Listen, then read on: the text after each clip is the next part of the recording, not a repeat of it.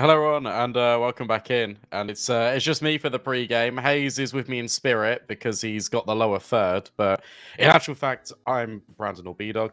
We got some issues for Hayes, but it's fine. We'll get him back in ASAP to cover off Havu versus Spirit Academy. We've already seen a 2-0 today. AGO took down Eyeballers. That was a really good victory. And to be honest, kind of to the detriment of Eyeballers, there's a lot of situations in which they kind of threw away the advantages, allowed AGO to kind of maneuver, but also let's not take away and discredit anything that AGO provided. A lot of individual brilliance being put on display from some of the individuals. They were all firing, and it was just very interesting to see.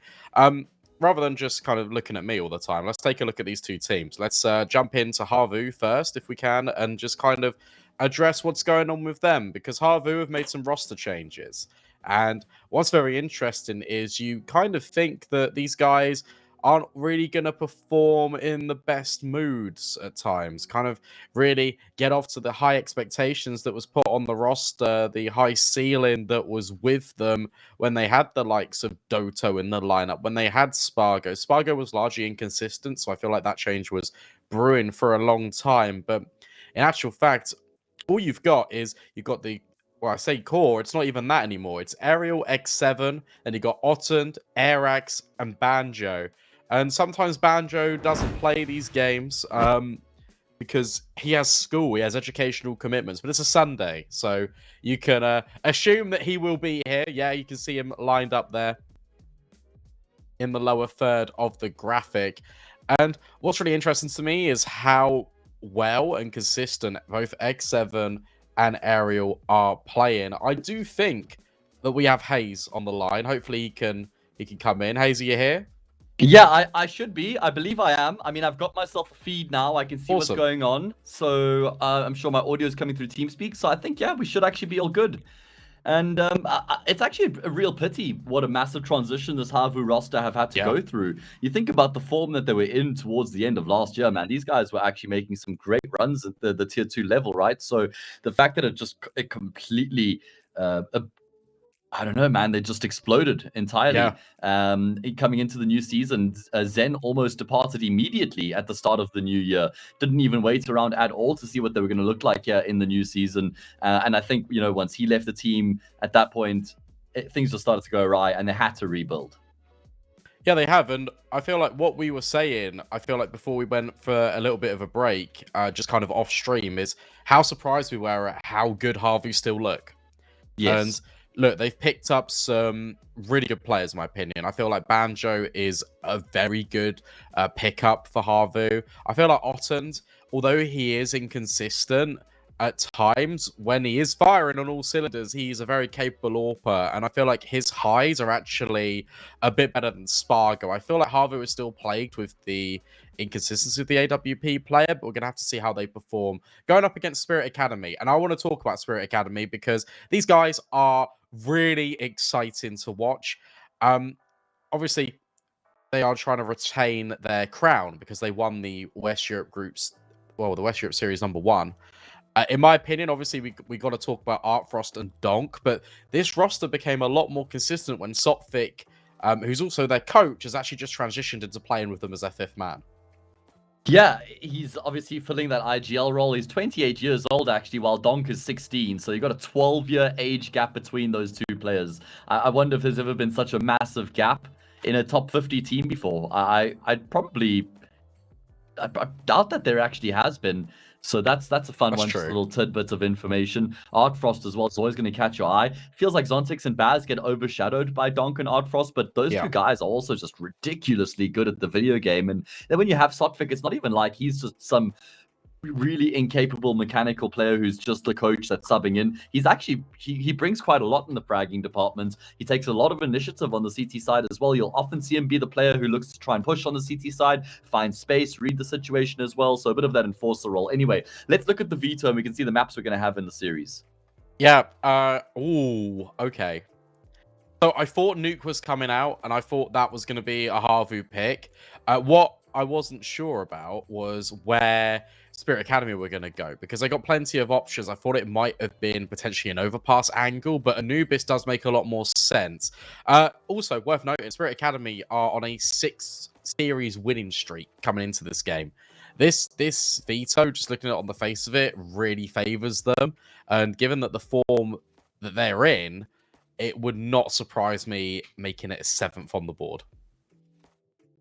Well, you mentioned how they're on a 6-match win streak. They've also won, I think just ran through the numbers there, something like 14 of their past 16 best of threes as well, mate. So it's not like it's only recent form. They've just been in great form in the past sort of, I'd say like month or so, maybe extending back a little bit further than that. Anyway, let's have a look at the head-to-head. Let's have a look at the head-to-head. Who are we highlighting here? It is going to be Donk and Otten. So the AWP for Havu. Now, you mentioned he has a higher ceiling than Spargo, the previous AWP for Havu. I agree with that sentiment. It's about consistency, but I've actually been very impressed by him since he's returned. I kind of didn't expect too much out of him because he was out of the scene for a while. Came back, he played for Kova. Didn't see too much out of him there. I think it was a bit of like a left of field pickup from Havu, and a lot of people thought maybe just a bit of a recycle pick. But Otton's actually proven that he's still legit and he still has something to contribute. But Jesus Christ, look at that impact rating for Donk, 1.49. Are you kidding me?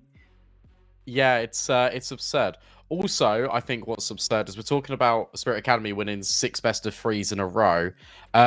It's also without dropping a single map in those series. They've all been 2-0s, which is scary. And well, part and part, a lot of that is to do with Dog putting up a 1.31 and having a 1.49 impact rating.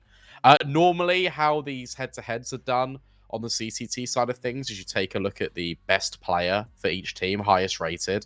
If your highest rated player is a 1.1, normally that's like pretty good, but Donk on a 1.31 is honestly absolutely absurd for a 16-year-old as well. Artfrost is on a 1.26 rating as well. Zontic's on a 1.15. So that is 3 players already being better than your best. Yeah, and normally if you have somebody who's at a 1.15 rating, you're like, yeah, that's our star player, right? That's Zontix. He's the 3rd highest rated player on the side of Spirit Academy right now. So that just speaks volumes to how stacked this team actually is. Baz sporting a 1.03, Sotfix 0.95. It's just so much firepower. You're not going to be able to go toe-to-toe in terms of the firepower with Spirit Academy in the tier 2, tier 3 space. You're going to have to be super well-oiled, brushed up, making sure you don't make any mistakes as a team or a unit, because as soon as you give them an opening, they just will absolutely run over you. So I think it's important to stay very tight when you play against the Spirits Academy team. Yeah, and I'm just looking at Nuke. Havu on a 4-map winning streak, beating teams such like Sinners, Ecstatic, Yano, Monte as well, which is quite a high caliber. Then I take a look at Spirit Academy. They've won the last 7 times they've played Nuke in a row, and they've beaten Bait, Yano, Honoris, Game Legion, like some really big scalps. Yeah, both teams have actually proven to be at a pretty high level on Nuke at the moment, which I actually think should mean we should have a fairly high-level game coming through on that map, right? It's going to be high-level Counter-Strike. It's going to be hotly contested rounds. I'm looking forward to it. And you know what? It's not even like we're going to have to wait much longer before we find out what's going to happen and what the map has in store for us, because the game is live. So let's get into map number 1 of series number 2.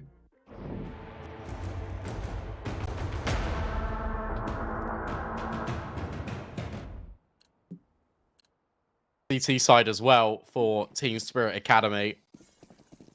And I watched them in their first best of 3 against Yano. And they looked unbelievable on Nuke. They are definitely the favourites over at 1xBet as well. There'll be a banner below the stream. Make sure you click that. Obviously, do it responsibly. Do it if you're of age. And only bet what you're willing to potentially lose. Artfrost on a little gamble over towards Ramp. And, well, immediately deals with 1. However, there was a second player there for Team Spirit Academy. And the issue you've got is that Airax has taken space in towards main.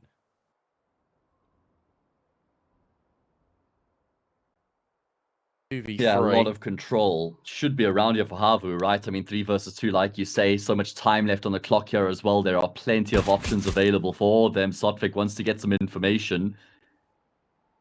Yeah, Spirit Academy have no idea what's going on right now.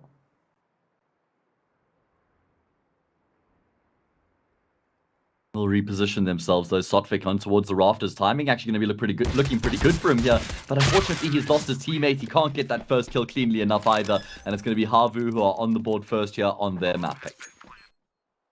Yeah, really nice slowdown as well from Havu. It starts to get a little bit scary when Team Spirit Academy actually gamble in over towards A main and Heaven, but Havu, it felt like they're always in control. I really liked the push outside in towards main that cut off the vent rotate. It gave valuable information over to Havu. And it just always felt like they were in control. You had the ramp control being established by Havu. You had main, which inherently gave Havu all of A site. And from there, they could just slow things down, group together as a unit, and then just fully execute.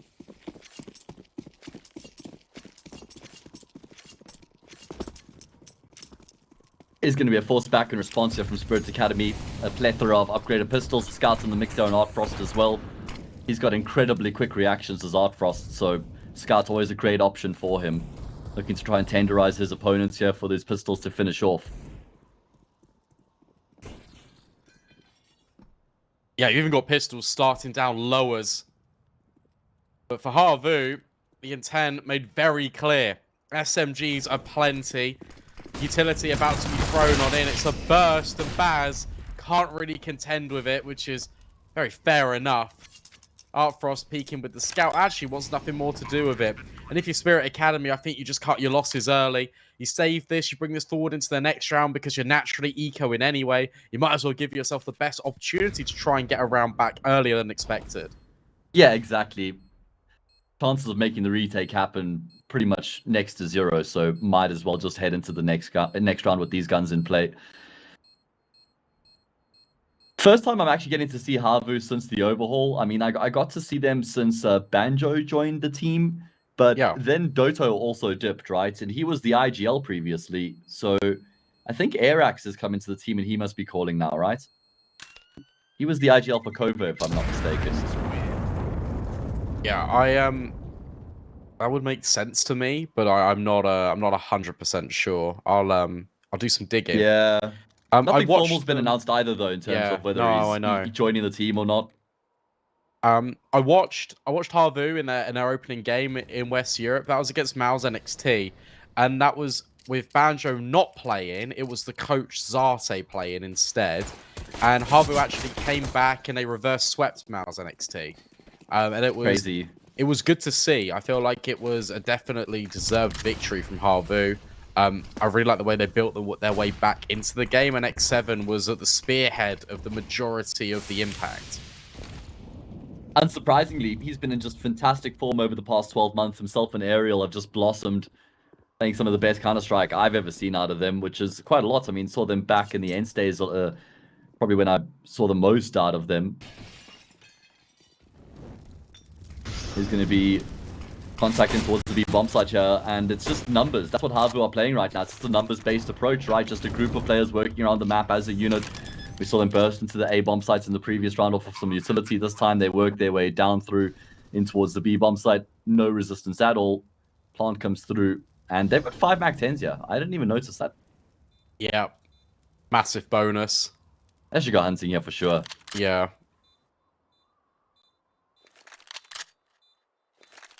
I mean, this is a consideration from Team Spirit Academy because it's on the basis of we're going to upgrade our guns anyway to cover over the pistols. Artfrost, you can probably assume he's going to drop the scout and pick up an AWP instead.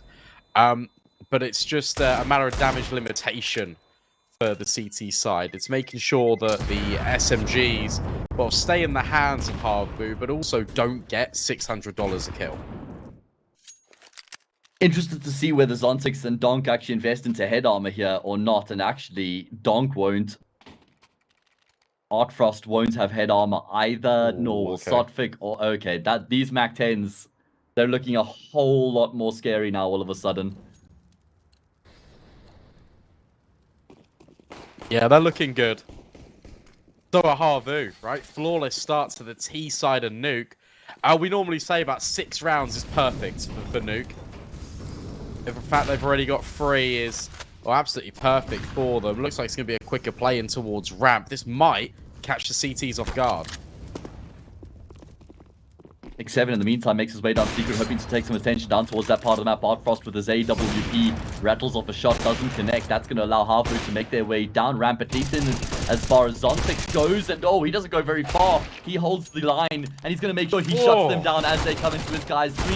Three kills with the M4, clean deek shot as well. He'll complete it with the ace, and Spirit Academy are on the board in sublime fashion. Zontix, my goodness me. The fact that he runs out of bullets, he swaps to Deagle, it's like, you know what? It's completely fine. One Deegs, the fourth guy who drops down. Obviously, that's a little bit of a bonus for Havu, but the manner in which they just get manhandled by Zontix is unbelievable. What a great response. Rifles come out for Team Spirit Academy immediately, a round back on the board. But of course, now the AKs are here for Havu.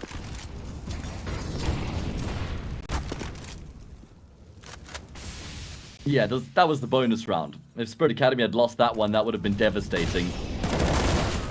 There's going to be another person towards the A-bomb site. Baz stands tall, good for one. Sotvik gets in with the kill as well, but the trades are efficient from Havu. 3 versus 3 is the name of the game. Donk wants to be the difference, and he'll be good for a kill as well, but the trade train continues all the way into that A-bomb site station. It's only X7 left remaining, and he will make sure that the kills continue to go back and forth here. Every single kill has been followed by a trade. Artfrost with a very quick flanking rotation, though, might catch X7 in transition. Bomb been picked up, he's been spotted. Scope in, not heard evidently here by X7. Oh, wait. Making the read, okay. Now this gets funky. Because Artfrost, it looked like he was repositioning in towards Secret, but instead he's kind of holding for in case X7 comes back down through the vents. X7 taking his time, trying to gather little scraps of information, and judging on his There's no way he goes down the vent. He's going back into a main. That's what it looks like right now. Just clearing, being diligent. 30 seconds left, and that A-bomb site has been vacated. And X7, his intentions are so clear here. He's planting A. Molly will be giving up a position, so at least Artfrost can start to make his way in towards the vents, and he's actually running right now. That's because he's going to rotate all the way back through Secret. Huge gamble there from Artfrost to go back down the vents. I mean, I think it was a really big gamble, especially considering he just saw X7 slip in towards Hut. It's not like he had any ironclad proof that X7 was going to go down into the B bomb site. He's left himself so much work to do here. Bomb already halfway ticked. He's spotted X7 though. The fight gets offered up to him. I actually think Artfrost was even starting to consider the save there because he doesn't have the kit. But then he just spots X7 out and gets the kill. I just don't know how this kid does it. What an outrageous shot to hit. And it is in, it's just without hesitation. He's like, oh, there he is. Bang. Done. Finny. Team Spirit Academy. Back-to-back rounds. I'll tell you what a really nice attempt from Havu. So many trades coming in quick succession by both teams. And the fact that X7 gets the right route in, plants the bomb after clearing every single angle. But the one angle he leaves himself open to, Artfrost, completely snaps him down.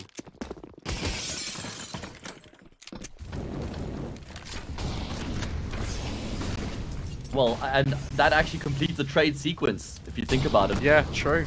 Every single kill back and forth throughout that round. Airax will be the one to open up here in the 6th.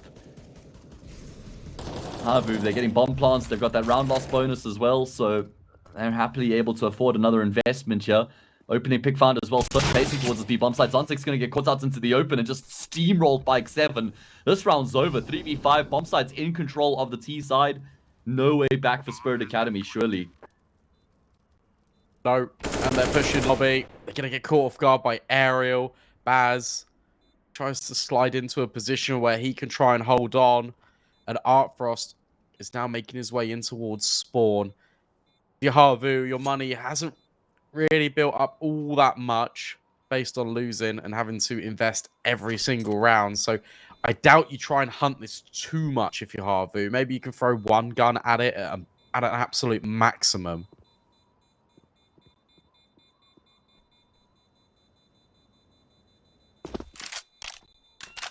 Yeah, it's going to be difficult. We'll see what they're able to piece together going into the next round here. I think we will see an investment from Spirit Academy. Just one player is going to have to settle for a weaker weapon. But Havu they've been super convincing here on their T side so far. I'm loving the playstyle coming through from them as well. Of course, Arax as the IGL. I mean, it's always difficult joining. I mean, it's not like he's joined a complete unit here as the IGL and he's just the one new piece to the team, because that's always, you know, incredibly challenging, trying to get everybody to buy into your vision and establish your way of IGLing in a team that would already be used to a very set style of calling. Because this is new, because Banjo's in the mix, Otten hadn't been in the team for a while, I guess it's been pretty open-ended for him to come in and sort of take some space to call his style. But as a stand-in, as an you know, an IGL as a stand-in, that's always a difficult position to be in, I would say. It's a lot of pressure, especially because you're on trial basis, which means you need to implement your strategies and it needs to see success almost instantaneously. Yeah, and they're judging you the whole time as well, right? Exactly. Yeah, it's difficult. Every call. But It's a lot important of that these you get rounds, that belief. Yeah, a lot of these rounds have been Havu's opener to find, which has been really helping them because it alleviates a lot of control away from Team Spirit Academy. This time, however, Donk, I guess he makes me eat my words a little bit because he does find Banjo. Now we've got this slow crawl crossing close to the smokes of Havu so they don't get spotted from heaven. Well, in actual fact, the smoke fades probably at the worst time. Just to substantiate your point there, so far we have a 100% conversion rate on the map. Team who have got the opening pick have gone on to win that round.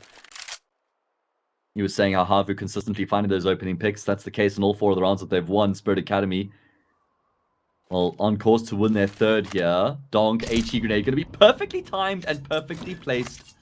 Aerial and X7 sent packing, but they have to limp their way back from where they came. Yeah, this round looks really good right now for Spirit Academy. Havu. Flashbang. Oh, it's good. Oh, but hello? he hasn't checked Arax? the corner. Wait, Arax. Oh my god. Oh, no. The play was so perfect, but he just doesn't check the corner. That's a 4x3 moment if ever I've seen one. But Team Spirit Academy won't mind. That is flawless from them. What's even worse is when he's in that position, he's actually looking in towards the A bomb side. He's thinking, Yeah. guys, I've got line on the A side all of a sudden, baby. We're gonna make the split. We're gonna all right, there's actually one in mouth. Okay. And the whole round unravels from there. Not to say they were in a good position at that point either. 5v3. Great round out of Spirit Academy, keeping all 5 of their players alive there as well. And what you will see from Team Spirit Academy is when they are feeling a lot more settled in their default, the way they place themselves is really critical to how they get success, because there's always a trade potentially. I mean, this one is just Donk running for a smoke and overwhelming, keeping Baz safe. Sophic then chimes in with one more. But keep your eye on it, not just on T side, but on CT. The trade spacing of this young side is incredible to watch. Even doing due diligence with the flashbang. Arax manages to tuck out the corner this time. He's the one that's hiding. Can he capitalize on that, though, is the question. Yes, at least a kill on Baz, first frag in the round. Havu fully invested. That's what surprises everybody the most with the Spirits Academy team, though, is how they're just far more mature beyond than what their sort of experience would suggest, right? As you say, in terms of their trade spacing, their depth of their game. It's not like they're just players with crazy individual skill running around the map. That's why they've been able to beat teams so consistently. Wait, okay, Arax, I'm just kind of trying to... you know, back up my boy B-Dog here with this point. Taking over your attempt at the 1v5 as you continue to just frag out kill by kill. Surely not, right? 1v2, he's got a little bit of time to work with here as well. He's being flanked out. He's got a smoke to work with. You back him here, B-Dog? Do you know what? It would not surprise me. Oh, that's until Zontic steps in from heaven. All right, well recovered, but I tell you what a... really nice try from Arax. Again, not the player you expect to pull out these hero moments for Havu. Yet he is delivering. He's top of the board right now.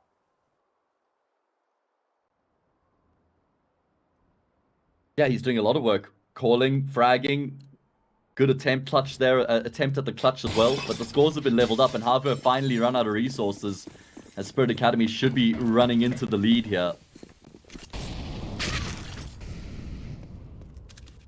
But they really do play like they've got way more experience under their belts than what they actually have. Oh my god. Jesus. I mean, It's fun. It's funny as well because you were like, yeah, it's not just like individuals running around the server, but there's also an element of that because Donk and Artfrost are just unreal at this video game. It makes me it's just sad the to think that yeah. I'm basically a decade older than Donk, and he will always be better than me. Like, he's Yeah. 16. No, I completely agree with you, man. When I was at 16, I was still trying to choose what subjects I was going to do at high school. Yeah. He's in the well Oh, ranked. hang He was on. ranked 41st on HLTV as we see these Desert Eagles having a little bit of a foray. Banjo and Otten left in the 2 versus 2. Banjo comes so close. Oh. Baz offers him up the fight. Spirit Academy continue to go toe to toe despite their uncomfortable position in the round. Yeah, Team Spirit Academy are taking a lot of. It's interesting because they're actually taking just a lot of risks that we don't normally see out of them, which is really kind of undermining what I've been saying about their trade spacing, about how they set themselves up, and how experienced they look. Because in this game, I don't know what it is, they are really overextending a lot. And Havu, that's now 2 close calls for Team Spirit Academy, and they have to be aware of this. They have to be wary that one more slip up, especially on a gun round like this, could really send their CT side into turbulence. Yeah, absolutely. They are in the ascendancy right now, and they're going to be able to find the opening kill. Remember that stat line I mentioned earlier on. In the past 9 rounds, it still lives true. Whoever gets that opening pick has gone on to win the round. I guess the point that I was making is, although, it does look like you've just got a bunch of individuals running around the map, fragging out like crazy, it's just how polished they are in the way that they do that. For sure. It's not completely individualistic. There's depth, there's strategies, there's plans, there's protocols. It's all by design.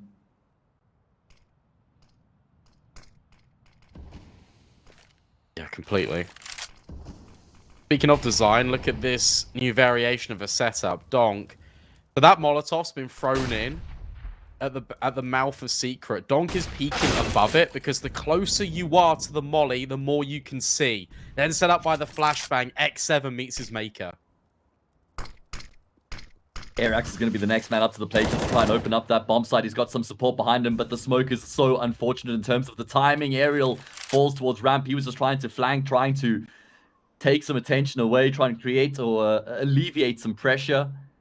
Otten left alone, 1v5.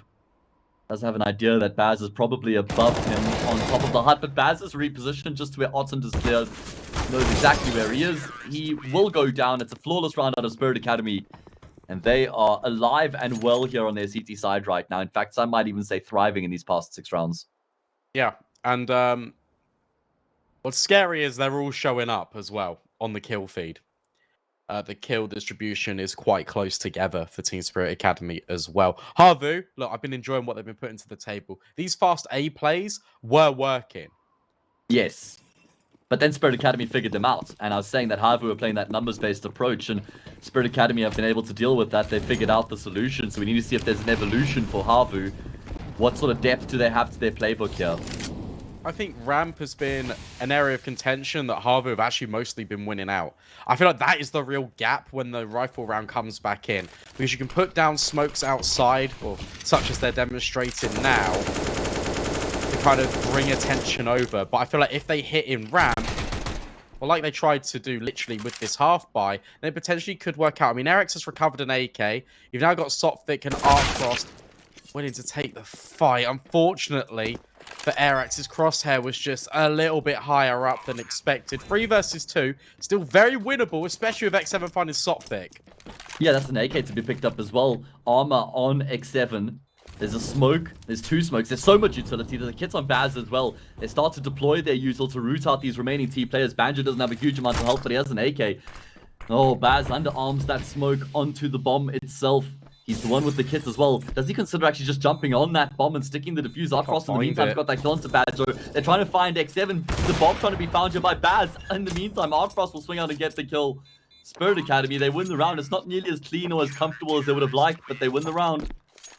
Yeah, and again, that's really an example of what I was saying. Ramp control looks quite weak for Spirit Academy. I'm really interested to see what the players from Havu now. 30 seconds to think about it.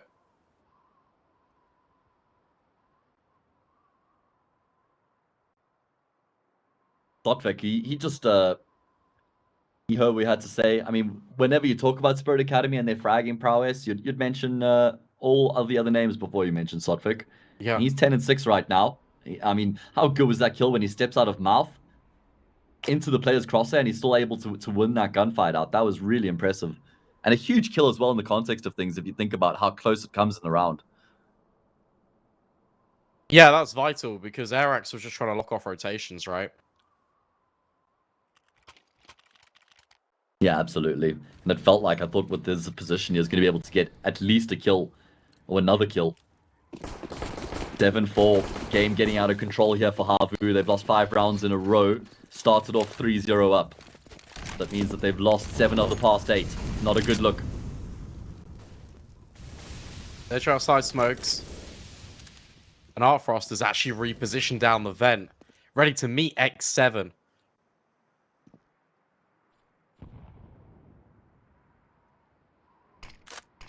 Yeah, X7 has consistently gotten down Secret as well. And as you mentioned, they're going to try and fall back on things that have worked for them in the past. So get X7 into Secret. That's a good place to start. Yeah. Maybe a bit of a late split towards ramp. Then they could make their way towards the B bomb side. There's Zontix towards ramp right now, but he doesn't have any immediate support. So if they're able to trade him out even, that would be a good result. Yeah, for sure. I mean, bomb needs to be scooped up. You've got plenty of utility to kind of attack any of this. Eric's been so patient, expecting Spirit Academy to make a slip up, but no one is moving right now. No one is pushing anything. And I think the design... Yeah. Oh, sorry, mate. No, it's fine. I was going to say, I think that the design was because X7 makes some noise going down Secret. Arax hopes that somebody goes behind him, tracking to try get the kill and walks into Arax's crosshair, but Havu, by the nature of the time, the Sock had to start making some moves in the round. They move straight into these CT players. Sotvik, he'll get to the top of the server with that kill onto Otz, and eventually his reign of terror is brought to an end, and a quick couple kills coming through from Havu. Maybe breathe some life back into the round here. It does, but Zontic's positioning looks really good over at Heart. Does deal with Arax. Banjo with the quick trade. 1 versus 1. You're going up against Artfrost. You've got 10 seconds left. Bomb planted, but that is also 4 Artfrost in heaven. Oh man, what's the timing like? Artfrost got the PC-50. Banjo not at all checking heaven.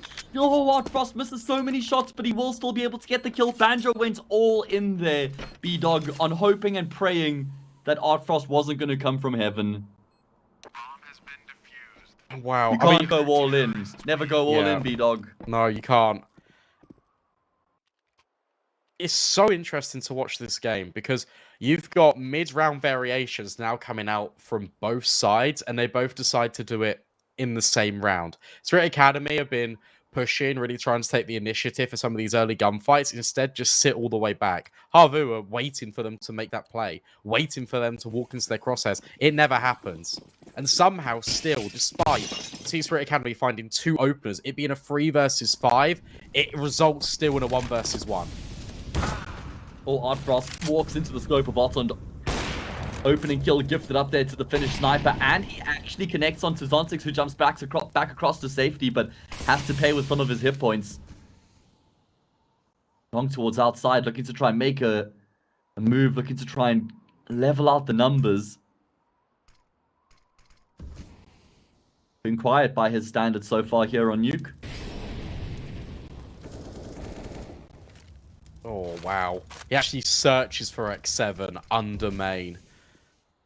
That is ridiculous. Sotvik's now been boosted up as well over towards ramp. Zontic could take first contact, and it's good if he does, because he was the player that was originally spotted by Otland. Oh, drops the incendiary, perfect timing. That's going to be isolating the aggressing team player. Sotvik gets clear. It's awareness from Aerial. Donk rotates through. That's 3 kills coming through. 2 for Aerial, 1 for Arax. Job done in the round for Havu. They get themselves back to winning ways.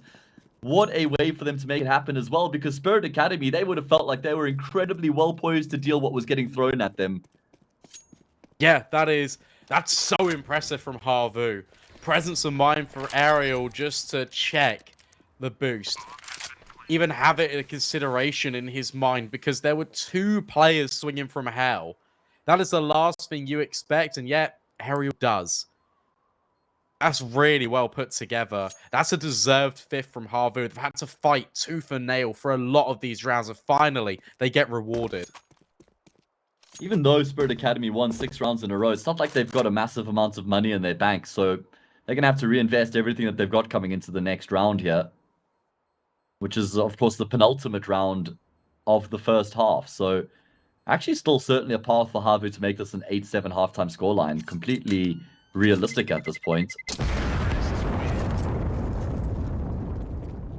To be fair, Spirit Academy did offer them up the fights very early on in the round there, right? You know, Art Frost getting super aggressive towards ramp. It was a bit of a change up and a variation, which didn't work out. Yeah, you're right. I think that 100% stat is still coming into play. Yeah. 14 rounds deep. As we enter the penultimate of our first half. Havu, I mean, given how many rounds they lost in a row, if they make it 8-7, that would be absolutely fantastic. That would put them in a really good situation. Potentially close out their map pick.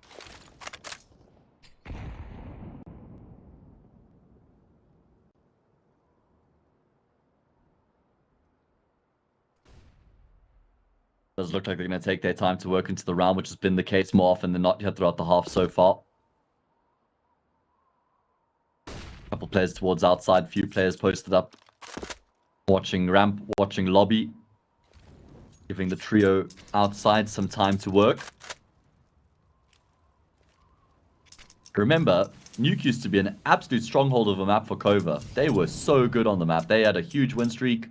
It was their pick for the longest time. That was Airax's bread and butter when he was calling on that team. Oh, this is different. This is a wrap for Heaven. Airax actually does find Zontix. Main smoke, hell smoke deployed. Now the scaling can come in from X7. He's found Art Frost and actually starts peppering him through the wall. Sniper under a lot of pressure now, but it's information given over to Team Spirit Academy. That B bomb site's actually looking ripe for the taking if they go down ramp in towards B right now, but there's only 20 seconds left on the clock and they're going to decide to instead split in towards A. Spirit Academy, this is probably what they would prefer to happen if they could choose. Here's Sotvic on top of Hut right now, 13 seconds, bomb starts to make its way through the Hut in towards that A bomb site. It's all about the entry kills. Bomb's actually been dropped, I believe. Artund actually has it right now. Donk not in position to deny the defuse. Artund activates the C4, 1 versus 1 ensues. AWP against the M4. Donk has been quiet so far throughout the map, but when he comes good, it is a really important round for his team. Yeah, that is... Again, Havu, I think, have the right idea of the approach on the round. It's something different. It's something we've yet to see out of them on this T side. But there's not enough pressure towards ramp and towards secret to anchor these players in and keep them so far away from the A bomb site. Art Frost spots X7, and from there you've got Sotvic and you've got Zontix that just stay within the bomb site the entire time. In fact, I think it's Zotvic that's so confident in the fact that his teammate is going to hold Heaven that he's not even looking at it. He's exposed to it from top hut, but the reliance he has on his teammate and the trades immediately come in. Havu, this looks to be a little bit faster, potentially trying to go through the smoke. Is Banjo, but he can't get past Zotvic. Zotvic has been a brick wall over towards Squeaky. Yeah, wonderful kill coming through from him. It's actually enough to just completely thought the attack altogether. Oh man, at least one been able to creep out in towards the vent, but Airax takes some big damage from the HE grenade, and Baz will finish off the frag as well. Man, Havu don't have anything to show for the fact that they've already lost 2 players in the round. A little bit of utility. Does look like they're going to change up the approach quickly here in towards ramp, but then they run into the AWP of Art Frost. And he has support as well. Oh. Zontix is there. Art Frost finds another, and it's a mere formality from here. There's so many rounds that Havu look like they're going to win, but they just get overrun. It's double digits for Spirit Academy as the halves swap over.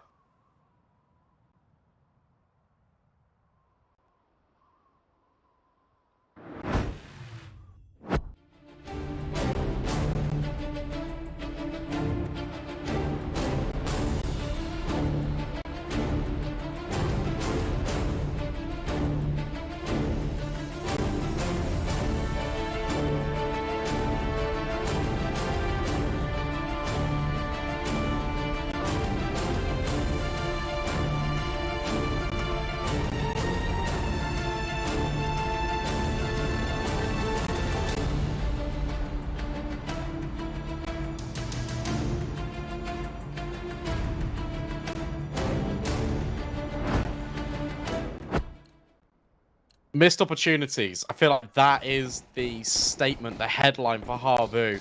But it was so close each and every time. Look at how those odds are shifted as well, more in favor of Team Spirit Academy. For Havu, this is a crucial pistol round.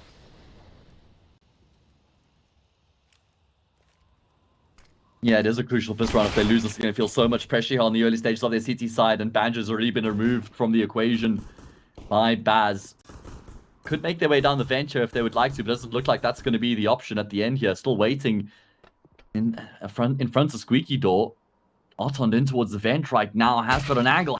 Baz steps into it. It's a free kill coming through for Otond, who steps out. Oh my god, single-handedly he's able to lock down the safe bomb site. Wow. Okay, Otond. And that's just a complete oversight for Spirit Academy. They just don't clear him. And when the shot comes in, they've got no idea he's there. What an incredible round from the sniper of Havu. That's both pistols, would you believe, being won by Havu in this map. And yet it's still 10-6. And we've finally broken the trend. The first time... Oh, no, it actually happened in the 14th round in the previous half, where Airax found the opening kill and Spirit Academy won the round. But still, great round, great... I wouldn't say a huge recovery was required there. Like you said, it's a massive oversight. And Otond, well, he capitalizes in a massive way, and it should be an easy round coming through here for Havu as well. Barely any investment to go up against. Yep, feels like it. side of their map pick. What do you think, B-Dog? Do you think Spirit Academy are on course to lose their first map out of their past 7 best of 3s? Yeah, there's a real potential, right? Because Havu, there was a lot of scope for them to not only just win out the half, but do so in quite a dominating fashion. I feel like the scoreline doesn't really reflect the entire game that we saw within that first half. There was a lot of trades, there was a lot of opportunities for Havu to convert. And now you swap over to the defense. Now the onus of pressure really is on Team Spirit Academy to try to crack open these openings. It's going to be really interesting to see how they set themselves up. Havu played against Ecstatic on Nuke a couple days ago. Beat them 16-7 after an 8-7 halftime scoreline on their T side. They then won 8-0 in the second half. Didn't even drop a single round on their CT side. Wow. That's against Ecstatic, who just recently qualified for ESL Challenger Melbourne, by the way. Then they also played against Sinners. They go down 9-6 on the half after their T side, and then they win the map 16-10, going 10-1 in the second half. So they played a total between the game against Ecstatic and Sinners. They played a total of 19 rounds on their CT side, and they won 18 of them, B-Dog. Yeah, all right, that's quite good. That's a very good stat. Okay. All right, so that's your test of your Team Spirit Academy. We know how good the defense is from Havu. Let's see it be put to the test. Artfrost immediately, whenever there is money available, he will get an AWP. Oh yeah, absolutely. Man would probably chop off his small pinky if that's what made the difference to get an AWP in a round. No utility though. Very light on util here for Spirit Academy. 2 smokes, couple flashes, a molly as well. Pressure starts to mount towards outside. There's a player here in secret. I believe that's Airax. Yeah, indeed. And he will actually combine along with Aerial to get the opening kill here for the CT side. Love how proactive they're being here in the round, not just sitting by idly and waiting. Oh, hang on. Zontix catches a lot of stray bullets through the smoke. Low HP. Has to fall on back. Aerial just waiting, biding his time, trying to even play over these smokes. Team Spirit Academy feel really unsettled. They have to reset in towards lobby. Despite being low HP, Artfrost is going to keep the AWP anyway because he doesn't have armor. Yeah, means with the rifle he's going to have a very tough time of it of winning any gunfights out anyway. Does look like they're just going to group up and head in towards ramp right now. It's Airax who is in position. He has some support though. Bait's been taken by X7, and now Airax rather can just stay here. In fact, X7 decides to hang around as well. Airax has gotten assists on both of the opening kills in the round here so far. Love that presence from him towards outside initially, then he shifts himself across the ramp, so he's on both sides of the map when the contact comes through there. And it's going to be enough to dispel Spirit Academy from the round entirely. Yeah, a small micro thing as well is that whoever led onto that opening kill in towards ramp had the bomb. So that's just completely dropped. There's no chance for Spirit Academy to even pick up the bomb, look for a reset. 3 versus 5 is obviously difficult. Decisions made a little bit easier with actually that kill falling Havu's way. Has to be a save. Pause. Oh, I thought it was coming through, but no, it says live on the screen, and the timer is ticking down. But what a really good moment for Havu. You mentioned that stat, and that is actually a very scary one indeed. Yeah. I'm concerned for Spirit Academy here. I think they're certainly at risk of dropping their first map out of their past 7 best of 3s, including this one. Havu looking very well oiled and well polished here on their CT side, and it's always just been a great map for the Finnish scene in general, has Nuke. Yeah. That is Even true. before Havu went through all their issues, they were great on the map. So something we could maybe chat about. I don't know how you feel about it, but I think that I would actually say I think Zen is the best rifler from Finland right now. So the fact that Havu are still putting up such impressive results after his departure, I think that's what the most surprising fact is for me. Yeah, it also is bred through the consistency of Aero on X7. I feel like if these guys didn't stick together and if these guys still weren't playing to the same level as they did coming out the end of 2022, I think this Havu roster would be in shambles. I feel like they've actually made very sensible pickups. I feel like the Air Axe and the Otten trial is a very good thing for their team, and I hope that they actually make them permanent. And I feel Yeah, like Banjo as well. Banjo is one of the hottest prospects coming out of Finland at the moment. Yes, he is almost a guaranteed pickup, right? Has to be at least if it's an option. Look at the investment here from Spirit Academy. Around 3 guns that they saved in the previous. They've upgraded their pistols on the players who died in the round. They've been able to find that opening kill, though. A rare opening frag that goes untraded here for Spirit Academy. They've got map control to work with as well, B-Dog. This is probably the best position they've been in so far here in the second half, but Artfrost misses his chance to get a kill back and make it or get another kill in the round and make it 5v3.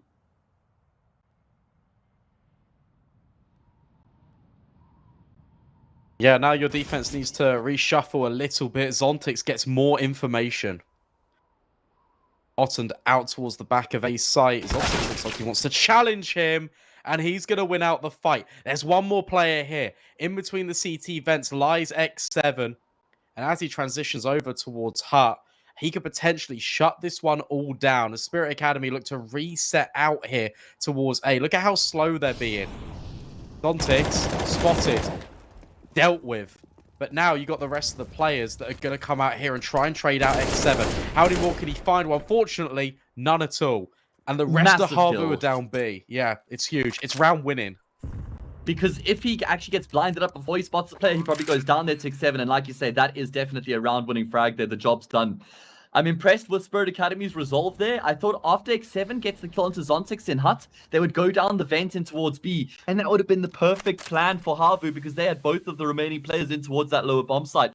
Almost like X7 could have corralled them. I really thought that might have happened because in the heat of the moment, it seems like a good option, right? Okay, they've got one in Hut. We know he's there. We're all squeaky door. Let's go down the vent to B. And sometimes you make that rush decision without thinking about it. Their chain of thoughts instead is, or their school of thought is, we know there's only one player on A. There's 5 of us or 4 more left remaining. Let's just chase him down, trade him out, and then plant A, and it works out perfectly. Yeah, it is mind games, and also what you got to consider is the fact that X7 has gone searching for information and has found Zontix is a real indication that he's actually the only player there. That's really true. Yeah, good point. Massive round 1 for Spirit Academy. Good start to half for Havu. They go 3-0 up. But then Spirit Academy win that. Well, I wouldn't say the first gun round. It was the second gun round. And they were even plugging some holes with Tech 9s coming into that round as well. Yeah. Yeah, they were. It wasn't a true investment. It was just to save weapons brought forward from the prior. And that all started with Team Spirit Academy leading with the AWP. But look at how aggressive X7 is. Baz, I don't think this is a consideration for him right now. And if X7 pushes, I think this is the wrong move. I like what he's doing here. He's just sat back. He's waiting, biding his time. I really don't think this goes checked. Especially with Aerial spamming through the smoke like that. That's just for a bit of extra bait. Add more layer to it. And X7 can sit here for the whole round. Got so much information coming through to his teammates as well. Baz starts to creep his way forward. No, not even remotely looking in this direction. X7 allows him to pass, but actually will settle for the one kill. I think if he stayed a bit more patient, he would have certainly got a second. He'll find a second anyway. And damage onto the third there. Okay, X7, he does more than enough from that position. Havu not going to be sit by waiting after they get those opening kills either. They continue to make moves and ensure there's no chance for Spirit Academy to recover. Yeah, what you're going to see from Havu all throughout this CT side is them applying pressure over various different points in the map. And it's going to vary every single round. And whenever they do it, it's normally in tandem with a teammate. It's never an individualistic effort. And that's why it's so difficult to kind of break this defense of Havu, because you never know when it's quite going to come in, when it's going to be next involved, and whereabouts you're going to find resistance. Has to be a save again from these two players. And it will be. Donk, Sotfik, just lucky to get away with the AKs. Yeah, I'd say now with Havu winning this game, it brings it back to 50-50. Even though the scoreline is 11-9, I'd say when you just look at the balance of the game in terms of who would be more comfortable, we'd say it's around 50-50 right now. If Spirit Academy win that round, then they get themselves in such a strong position because Havu have no money. But it's actually the Finnish team who are able to get across the line comfortably at that. 4 players stay alive. We will see another investment coming through from Spirit Academy, of course, but they've got no money after this. So, as I said, 50-50 in this round. But if Spirit Academy, they take if they lose this round, they take a big step backwards. It'd be interesting to see what the reaction is, because we've yet to see a very fast play out of this T side. We've seen utility being dropped in. That baits Airax into taking shots over towards Zontic. Aerial, nearly gets caught out in the vet. Bam, not quite connecting. This altercation between Sotfik and Aerial is going to really dictate the flow of the round. Well, there we go. Sotfik is able to make use of that position. He gets the kill onto Aerial, and that is going to create so much space and interrupt the flow, as you say. For the time being, Havu actually haven't responded. They haven't sent anybody down. Finally, X7 will reposition because Otten with the Yorp is watching towards Rap. Sotfik hasn't been able to get another kill with only 4 points of health. Yeah, not sure. But that's a much more expected reaction out of Team Spirit. You get your player down secret, you find the kill, and then you just crunch ramp.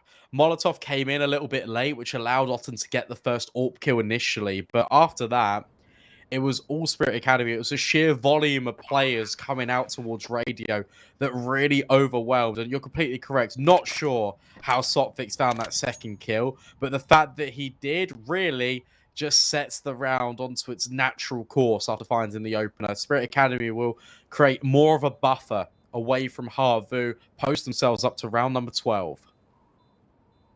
Such an important round for them to win. Huge amount of impact coming through from the captain as well. I mean, the opening kill was fantastic, but the fact that he finds a second was very impressive. 12-9. Now it's teetering for Havu. If they lose the next round, it's probably tickets on the map. And keep in mind, we go to Anubis next. A proven map for Team Spirit Academy. Havu, well, I mean, they played it a few times. They've lost it most of the time, but they've still proven to be competitive on it. So I wouldn't say it's a guaranteed loss going into Anubis for Havu, but it still kind of feels like Nuke is a must-win map for them. Yeah, that's definitely how it should be set up. Havu need their map pick. Still got the investment. Still got the buy round. But this is quite worrying for the CT side. They lose this, they have to eco. Team Spirit Academy, you assume, would be pretty well placed to get 14 rounds. That's all in the assumption that they win this round, though. Yeah, exactly. Which is, well, certainly wouldn't put it out of contention at all based on what we've seen so far in these past couple rounds of the Half Spirit Academy showing some bite on the C side now. But it is going to be Aerial who opens up on Donk. I believe that was towards outside there. Yeah, Aerial, he was in secret, actually emerges to get the frag. Now he makes his way back in towards ramp, so repositioning, scurries himself across.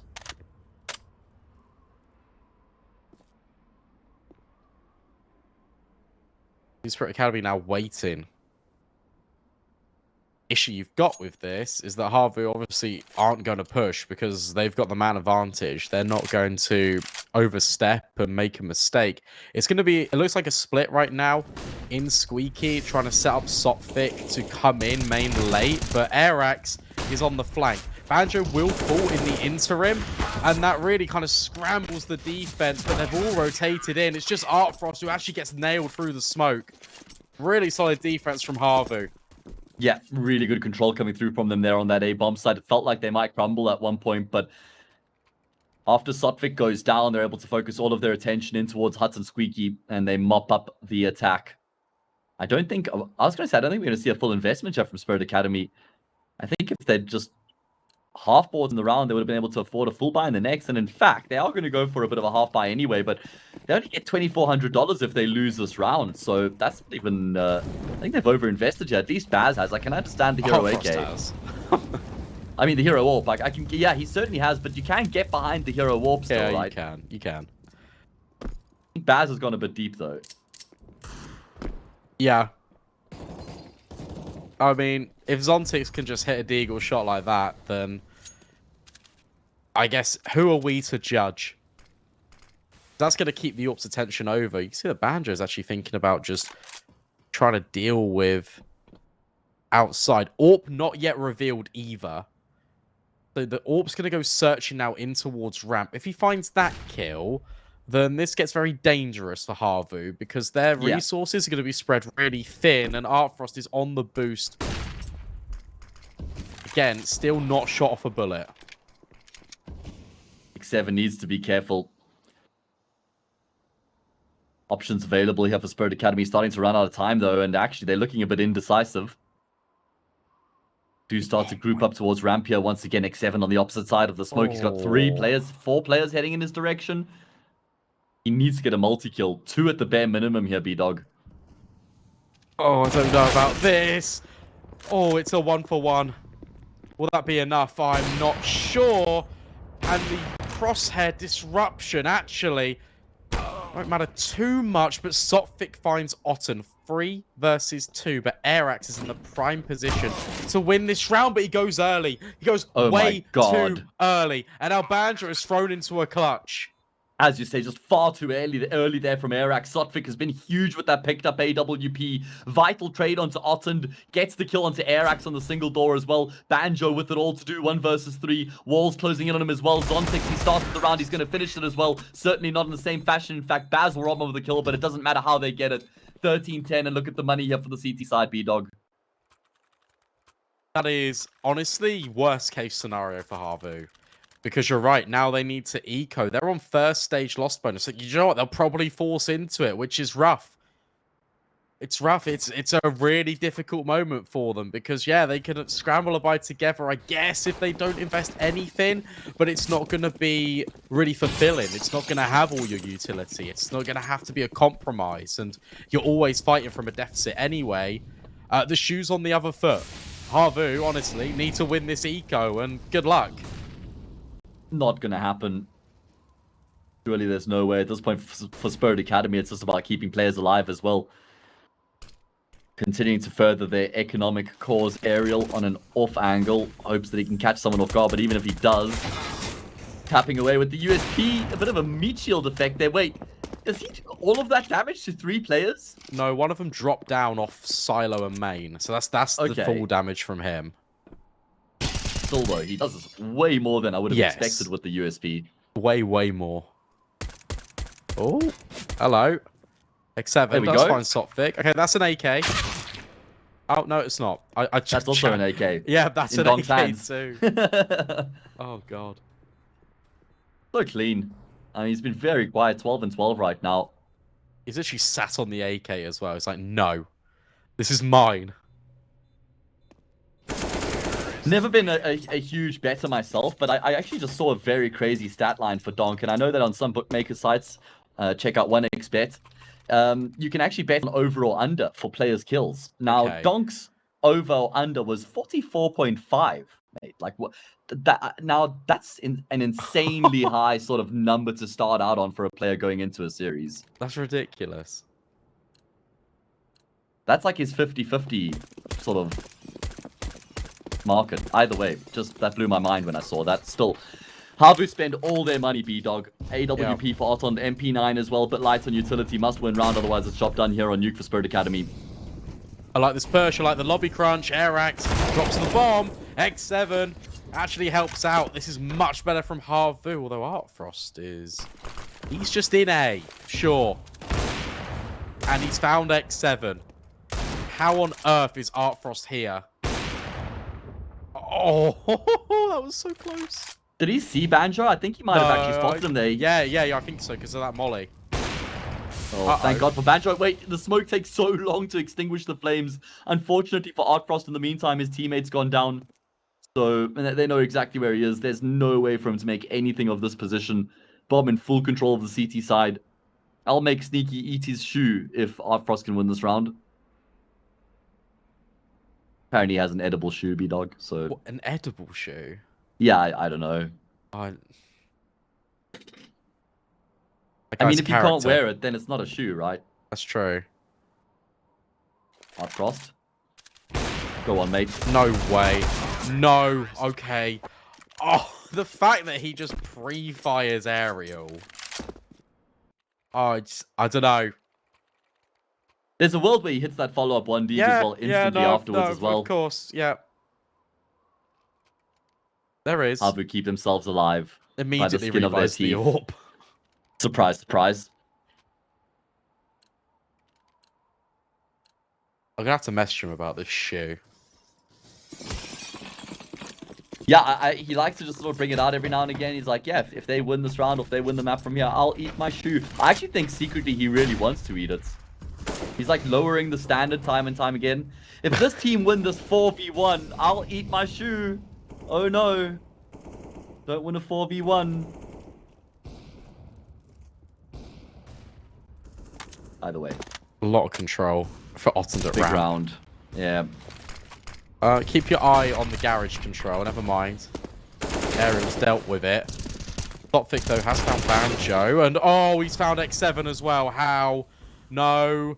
Okay, Otten. He's making it more contestable. That's fine. Aerial's now repositioned as well. And deals with Sophic. Okay, this round has now gone back into the contention of Havu. Everyone can breathe. Everyone can calm down. It's another Artfrost 1v3. It's almost a carbon copy, actually. The bomb is in lobby once again. Artfrost outside. Just slightly different positions for the CTs, but I think they've realized the bomb is there. Oh no, Artfrost, you needed that shot so damn badly. That was the shot to start to win the clutch. Now, he's probably thinking about saving the AWP. He's probably pressed tab. He's seen Zontic, Sotvik, and Donk can all afford to invest in the next round. I think he just calls it a day, honestly. All right, Havu. 14-12. Team Spirit Academy have taken a lot of T rounds off Havu. More than we kind of expected them to, given that crazy stat line coming into this second half. But they can still do it. Havu are now closing this gap. 14 rounds, plays 12. And there is just enough money to get some drops in as well for the CT side. Okay, while they're doing it, they're making sure that they continue to fight here on their must-win map. How much more do they have in them is the question. I mean, round loss bonus 0. There are no counts for the CT side. They lose a round, they get reset, and it's Spirit Academy on 15. So Havu's backs are still completely against the wall here. There's no room to breathe. That looks to be a little bit aggressive out of aerial, but thinks better of it. I don't know what it is about a deagle outside for Team Spirit Academy, but it always seems to connect. Aerial now falling back, does a little bit of tickle damage on towards Artfrost. Team Spirit Academy, they are just getting... Oh, I was going to say everyone down secret. It comes at a little bit of a price. Donk takes a dink. Feels like Havu have been so good at dealing early damage, if not finding kills towards outside at the starts of these rounds, just consistently. So the fact that Spirit Academy are able to successfully get themselves down 4 players into secret without losing anybody in the process, that's a good position for them to be in. This is a Team Spirit classic as well. You got Zontic on Silo. He will literally sit here the entire round and cut off rotates. So basically, Team Spirit Academy never need to worry about someone flanking them secret because Zontic is positioned there for that exact sole reason. You have got rotates here for Havu. That's what I'm looking at right now. X7, Otten, the two players in position. Otten trying to take the bait, trying to take the attention away. X7 stands on top of the silo right now. We know how strong this position is, but you can be vulnerable. Not normally to that type of a push. Great kill from Baz, but there's a response from the CT side. 3 versus 3 is the result. Like I said, this is a must-win round for Havu. And they are feeling the heat, they're feeling the pressure. They've got kits, they've got utility, but they don't have an AWP. Yeah, but look at Zontix. Baz, good for the spray, but where on earth is Zontix? He's just crept his way down the vent. Banjo's got no idea, not considering the single door. Zontix just playing with the clock, realizes it's a fake, another fake, doesn't budge, doesn't fight, now swings at the perfect moment. Team Spirit Academy find 15. Massive round coming through for them. I actually lagged there, so it looked like Zontix was running down the vent. I was wondering why on earth he was going to be giving me all his audio cues, but clearly not the case. He knew exactly what was going on, had that one under control. Great attempt from Havu in the 3v3, but they fall short, and look at what that's done to them economically. They've been shattered. Team Spirit Academy not going to have a better chance than this to close out the map. You guys could have a chance to win some skins if you head over to Hellcase. Click the banner below the Twitch channel. Stand a chance to get in on their giveaway. Right now, Spirit Academy, well, they don't have a phenomenal buy either, man. It's better than Havu's. That's true. Havu are those guys. You know, there's always the guy who gets like 80% and he's like, man, pretty upset with that. Could have done better. Would have wanted more. Havu, the guy there, like 55%. They're just happy that they passed right now. Team Spirit Academy are completely past them in the back lines, down secret already. And, well, given the fact that Havu have got no one down here, this looks to be a 5-on-5 after plant. And that's going to be such a difficult position for Havu to try and recover. No kit, so light on utility. Unfortunately, they went for a bit of a gamble, and it's not going to work out. X7, the first player to rotate down. Good kill coming through from him. Guaranteed to be traded. Zontix going to get checked, stepped, and sent to death. Okay, that's a man advantage. Bomb plant yet to come through here for Spirit Academy. So this is going to give Havu all the time to start to rotate in towards us. Bomb site, Sotvic at range, loses up the gunfight. Havu are doing it here, B-Dog. Well, they were for a second, but Artfrost has found 2. Now looks to reset himself in. Needs to worry about his flank. Needs to worry about Otten, who swings in with the MP9, but donks behind him again. There's a smoke, but there's no kit. Donk just secures it. Team Spirit Academy takes 16 against Havu on their map pick. 16-12. It looked good on the defense, but Team Spirit Academy just come out on top. Oh, man. I mean, there were moments where I thought that Havu were actually going to be able to pull ahead, but every time they had to win that one round to completely break Spirit Academy, they weren't able to get it done. I just continue to be impressed by the Spirit Academy resolve and depth that they have to their team.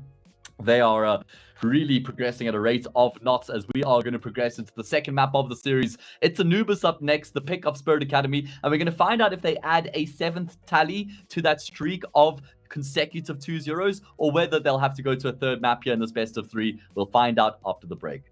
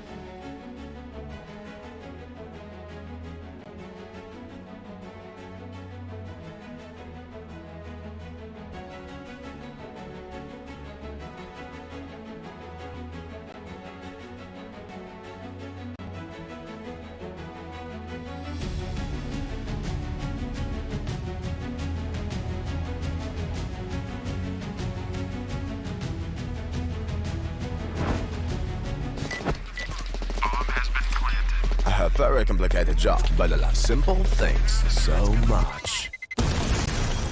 One move. One push.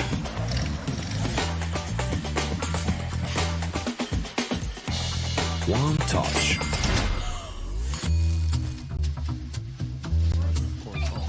One love. One click. One X-bet.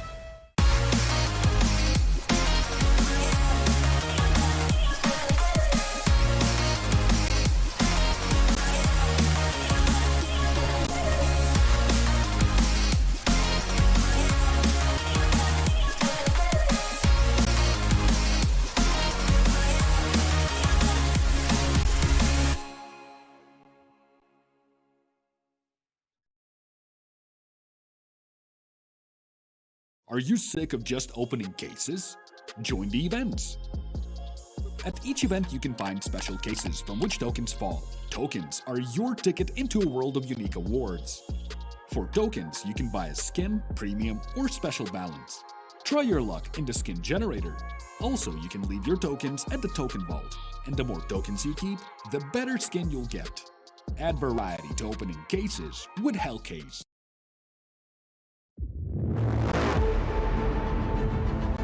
The hunger for glory feeds the desire, the courage to look for a challenge, to feed your ambitions.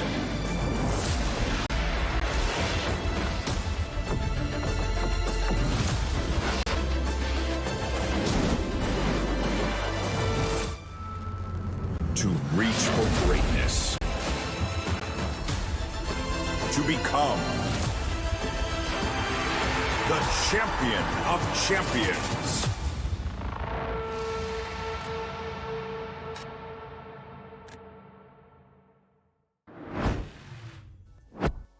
Welcome back in, everyone. Team Spirit Academy.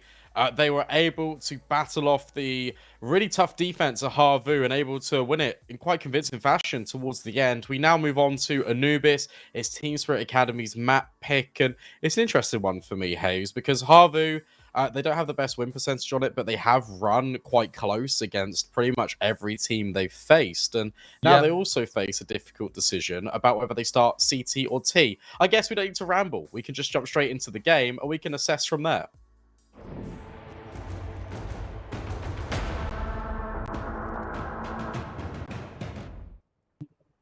Has become a bit of a debate as to whether you want to start on the T or the CT side. I'm of the notion that this is a slightly T-sided map. Team Spirit Academy, they picked the map, and they're going to start on the T side as well here, B-Dog.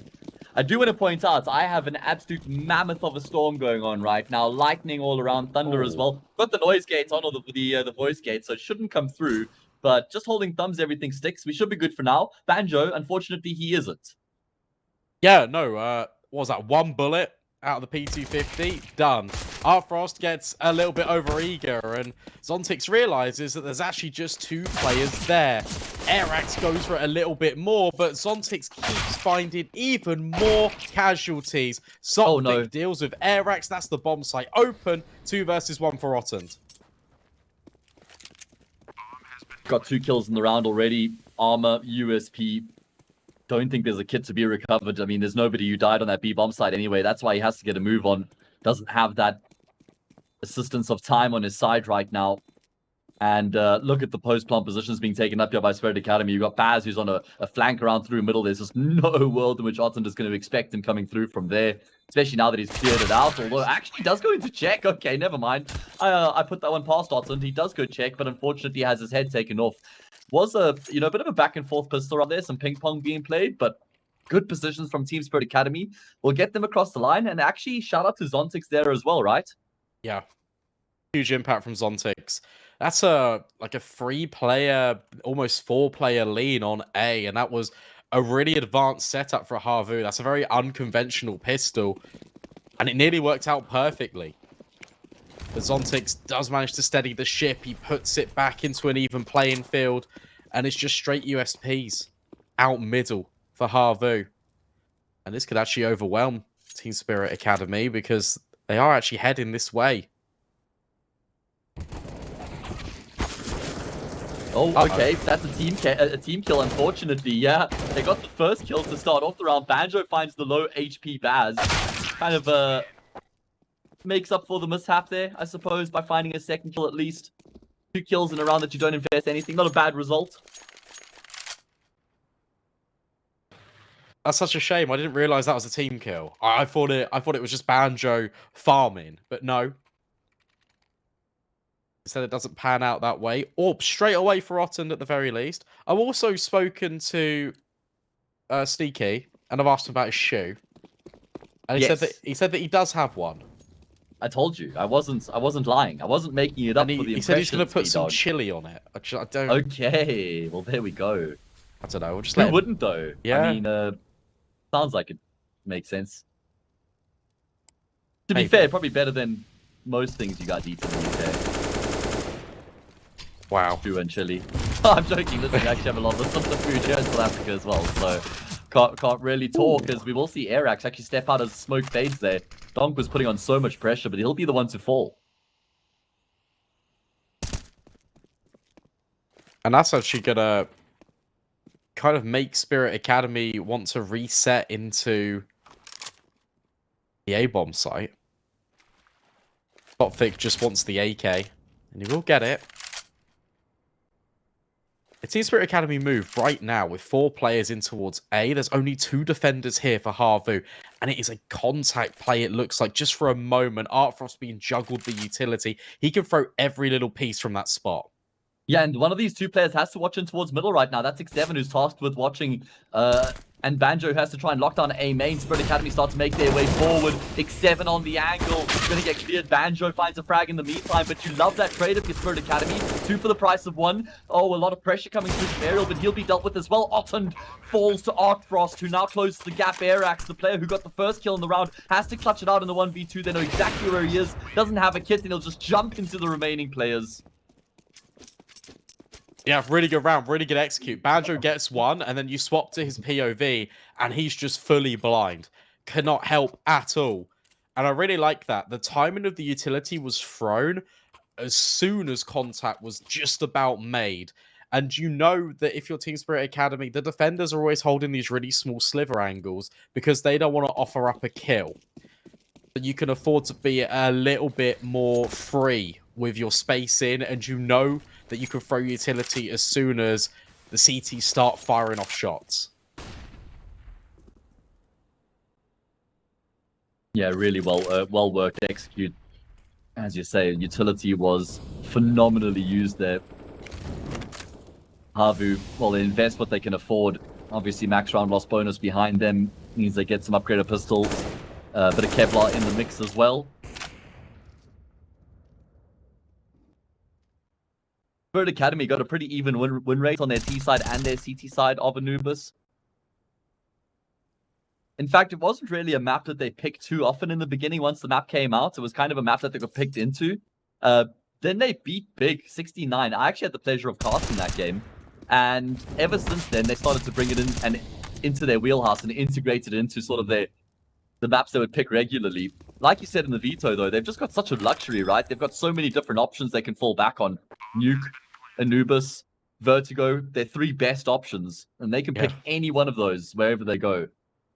My favorite thing is us being in 2023 and having a map pool that could just be like Vertigo, Anubis, Nuke. Like, that's awesome. The fact that you can throw Ancient in there as well. I am obviously a little bit biased because obviously it's just my opinion, but I think this is the best map pool we've had in a very, very long time. The only change I would make is subbing Vertigo out for Train, and that would be my favorite map pool we've ever had in the history of a competitive map pool. Vertigo out, Train in, and we're just cooking with gas at that point. Big Anubis fan over here as well. I like Vertigo. I'd get rid of Mirage. Mirage, you gotta go next. Man. It does feel like Vertigo and Mirage are the 2 maps that people sort of agree the most of, you know, probably the maps that should get taken out next. Got passed out if it was Mirage, though. It's one of my favorite maps. Okay, 4-0. Big gun run coming through for Havu. Otten's on the AWP. He's, it's not like hasn't had impact. Because when he has come to life in rounds, he's been really good. He's been fast. He's been accurate. Just haven't seen enough out of him yet throughout the series, it doesn't feel. So much utility raining down on B right now, making Havu feel really uncomfortable. Molly's in close, forces Arax into that grenade. Arax has been very good at finding this kill on the smoke fade. Look at how more passive Donk is now playing this position. He's just waiting. Bit of conditioning coming through. Artfrost with the AWP holding the angle. They are heading in his direction. Normally there's a flash. There's the flash over the top. But Baz not going to be impeded at all by the utility, able to get a kill as a result. Donk starts the pressure coming through from Cave as well. Means that both Otland and Arax, are they focusing towards B main right now? Yes, they are. But there's still another player in this B. Bomb site kills continue to rain through left, right, and center. Otten's AWP comes incredibly close to finding another. He does indeed. Blinded up though. Donk is pushed through. Bypasses Otten. Shot missed. Kill comes through for the Russian rifler. 2 versus 2. X7 just on the edge of the smoke, though. Trying to bide his time for Banjo to come through dark. And he does find Artfrost. Now Donk thrown into a 1 versus 2. And he's so preoccupied with Banjo's positioning, he's not ready for X7. Havu, it's a really good retake, and they get their first round on the board. I love how X7 plays that situation as well, pushing through the smoke. He knows that Donk has to be focused on Cave at that point, where Banjo would have taken the attention. So takes the initiative, pushes through the smoke, and catches the player completely off guard. Havu able to win their first round. I mean, they take a lot of losses in the process, losing 3 players, but they are able to actually bring the double AWP into effect. Yeah, we've seen the double AWP become a very popular option on the CT side of Anubis.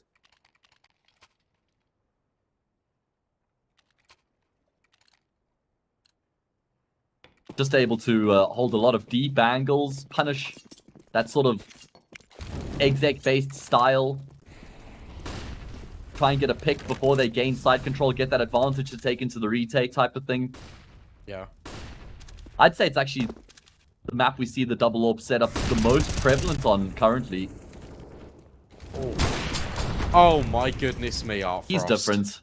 He's so different. Simply built diff. And that's, well, B-bomb's like compromised. You have got X7 rotated here in towards Pillar, and by call that one Glyph. And in fact, that's going to pull another rotation over. Further smoke's being deployed, but it's all a little bit of a fake. Keep your eye on Zontix. He's already out of A right now. He's going to backstab Banjo in a couple of seconds. Matter of time, Banjo does start to make his way in towards middle, so although he won't get the kill, he will find out a lot of information. Donk also pays for that information with his life. This could be a good fight here for Banjo, never mind. It's Artfrost who he's stepping into. Who am I kidding?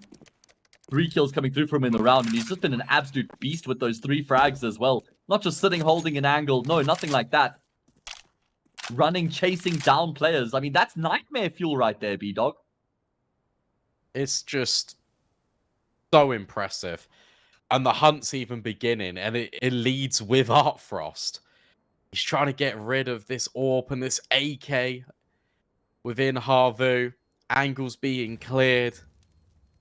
It looks like they have hit a little bit of a time in here. If X7 doesn't turn around, though, he's going to get found out potentially by Artfrost. This is very close. You've seen him. Dealt with. AWP of Otten now going to slide right into the corner to make sure that gets carried over. But look at the money for Havu. Quad kill coming through there for Artfrost as well. Takes him up to 9-2. And as you say, very rough economic situation for Havu. Do they go for an investment here?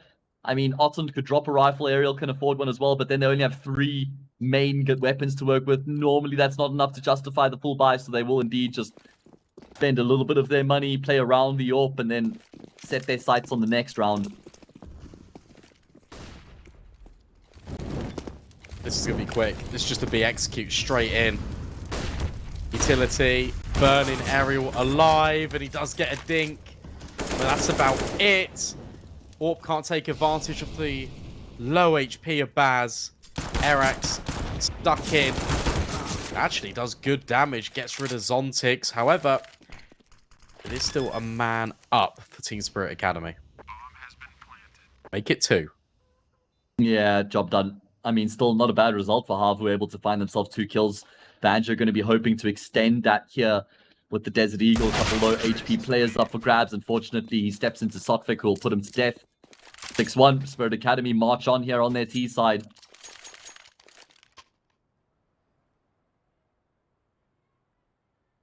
I don't want to say it, but I kind of get the impression that this might be quite quick. I don't know. I'm not there yet. I still have some faith in Havu to make something of the CT side. I think that the rounds that they've been losing, I don't think a 6-1 scoreline completely does them justice here on Anuba so far. I think the rounds have been a bit closer than that. But it doesn't matter how close the rounds are. What matters are the numbers at the top of the scoreboard. And if they lose this round, then that's going to start looking really bleak if it isn't already. I think what's scary to me is the fact that Team Spirit Academy have acquired these rounds without even looking in towards middle. Baz, this is so quick from him. Donk tries his best, but Aerial, really good play on the bomb site. Locks it in. Make sure the Team Spirit Academy have to scamper away. Player up. Zontix now looking for even more casualties over at A, but Aerial keeps on pushing. And this flank, I don't think they're expecting this one. Aerial's a man on a mission right now, able to get those first 2 kills in the round. Sotvik probably going to be his next victim here. Just drop. Oh, wait, okay, timing. Pretty unfortunate there for Aerial, but still 4 versus 2 in the round. Don't expect anything to come from this here for the Academy team. Gonna have to be something really weird and wonderful if they're able to make this one work. Is Sotvik holding the window? No, he's not. Okay. Stars might be actually aligning here for Spirit Academy because Artfrost has space in towards middle right now. 40 Yeah. seconds on the clock. Oh, bomb dropped. Okay, there we go. That's the kill to win the round. How does Artfrost get that kill on towards Otternd? Otternd's holding that angle. And yet Artfrost is still faster. 20 seconds left. We'll just be looking to save this. But he's now completely reset himself. And in fact, he's pushing straight into the Lion's Den. Swear to God, if I knew I was playing Spirit Academy as an AWPer and I knew I was playing against Artfrost, I'd just take 2 Panados before the game because you know you're going to get a headache playing against him. Just preemptively pop the pills. I'm in awe of watching this guy sometimes. I just don't know how he's got that kill. Otternd is literally crosshair trained on the angle and he still loses the fight. Yeah, Artfrost just defies the logic. He defies Yeah. the way that we know the game to be played. And this And that's is what we 6 love rounds. about new players, man. This is 6 rounds to 2 on the T side, and Donk has 2 kills. That's scary for Havu because Yes. once Donk comes to life, it's going to be even more difficult. And him on that B bomb site on the CT side, he is so difficult to displace. So even if he doesn't have a huge amount to contribute here on the T side, you know he will in that second half. Although, if Havu win this round here, B-Dog, 6-3 becomes 6-4. Economic game not looking great here for Spirit Academy, so opportunities are available right now. That is really true. Artfrost taken 50 damage. Don't know where from. But he has. Orp about to come into action on A. Although that's a lurk smoke and a flashbang being dribbled on in. Really good utility by the T side. Because they're not even committing off it. They're just putting doubt into the minds of Havu. Their final destination is set to be B, given the bomb's position and given by Donk aggressing up dark.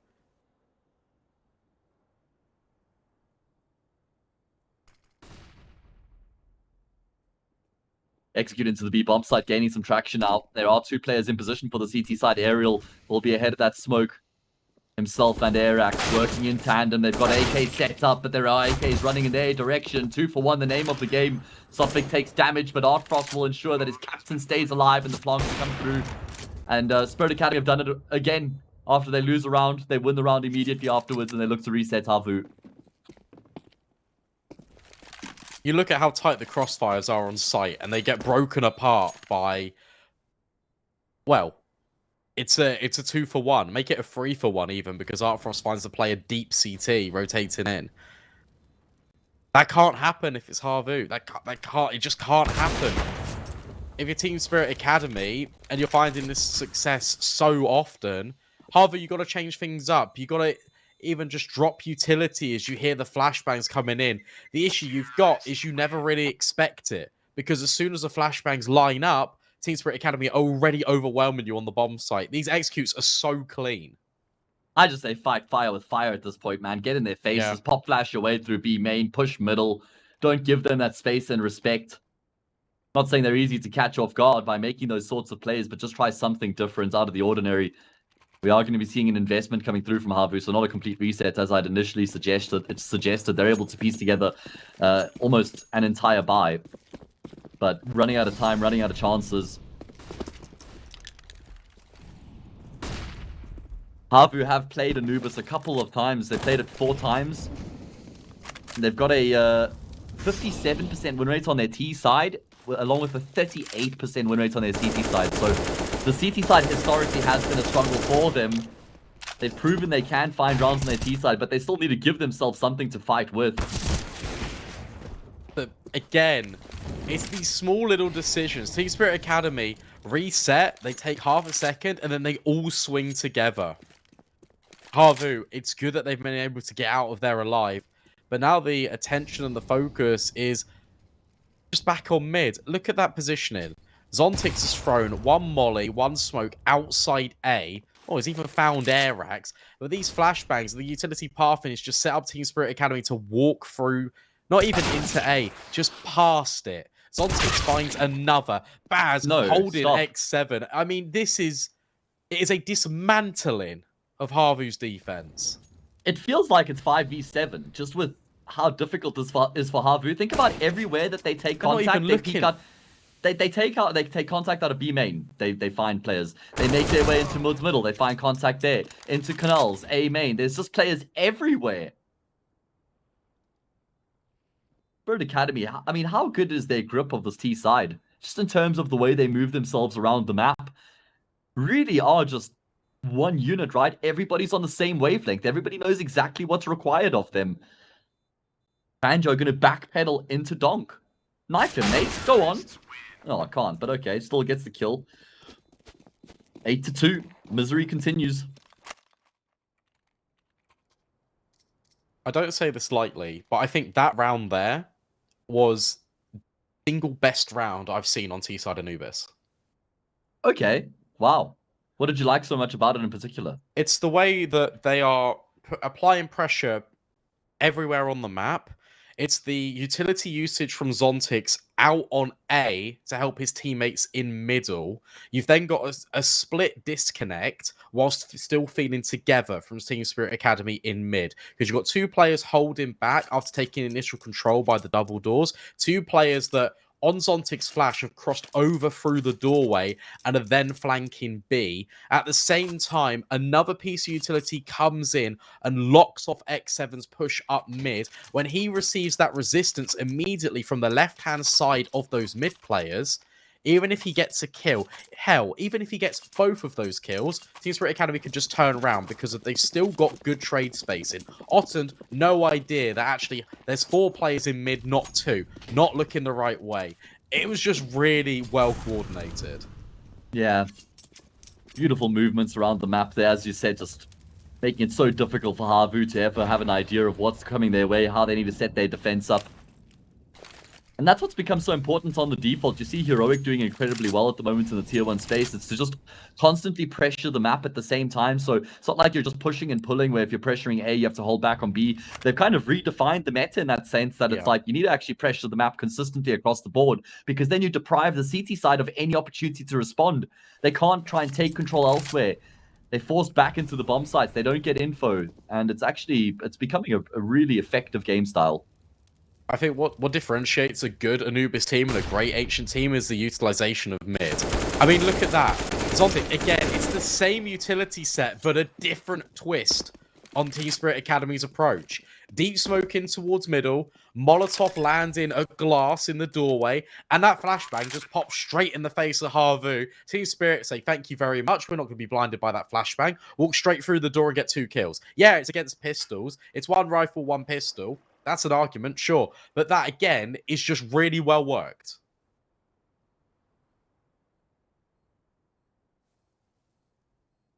Yeah, not necessarily about what they were playing against. It's just the way that they moved their way into the round. That's what's so impressive, right?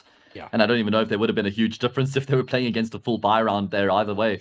It was very impressive. So, yeah, good work coming out of Spirit Academy as they go up 9-2 inside the first 11 rounds the other half. I mean, if you'd offered them 9 at the start of the half, I'd say that would have been the minimum they would have taken off the bat. Otherwise, they would have backed themselves to have gotten more than 8, right? If you'd played a game and said, all right, you don't get to play the half, but we'll give you 8 rounds, will you take that and go into your CT side, or would you rather play the half? I think they would have played the half rather. But if you'd given them 9, if you'd offered them 9, I reckon they would have settled on that.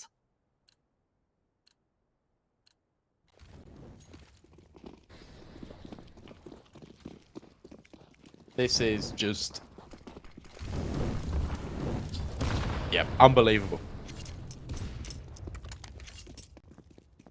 And the thing is, for Havu, it's like, what's your variation? It's like you can aggress anywhere, I suppose, but look at the way they're setting up. Zontix has got the sole responsibility of dealing with A, and that's only temporary because he's now got support in from Donk. You've got 3 players leading out towards B, just holding, waiting to see if Havu get aggressive. Not even just in B, but out middle as well. Bam comes through for Donk. That's applying pressure in Dark, as you were mentioning. Here comes a smoke set now for Zontix. And meanwhile, Sotvik's just in mid. He does this so often. The reload heard in the smoke. X7 is waiting. Underarm flash. They force X7 back. He repositions, but that's going to cost him his life anyway. Sotvik is such a menace. Banjo will be. But again, What a trade. Trade is instantaneous. 45 seconds left on the clock here. Options available for Spirit Academy, but wait, never mind. The kill feed. What on earth has happened? Spirit Academy, they had full control of the round. Aerial, well, is able to activate. That was over towards A. He's dropped the bomb carrier, gotten a second frag in the process, and just stopped the round in its tracks. Oh. Sotfik finds Otten. That's expensive. That's your AWP picked up, and with 15 seconds left, he's just going to save that for Artfrost. Oh, no, he's not. He's going to throw it away a little bit further and now go hunting for more kills. Damage is the name of the game. Counter-terrorists win. Won't find it. We'll pick up the AWP in the end. Not recoverable for Havu.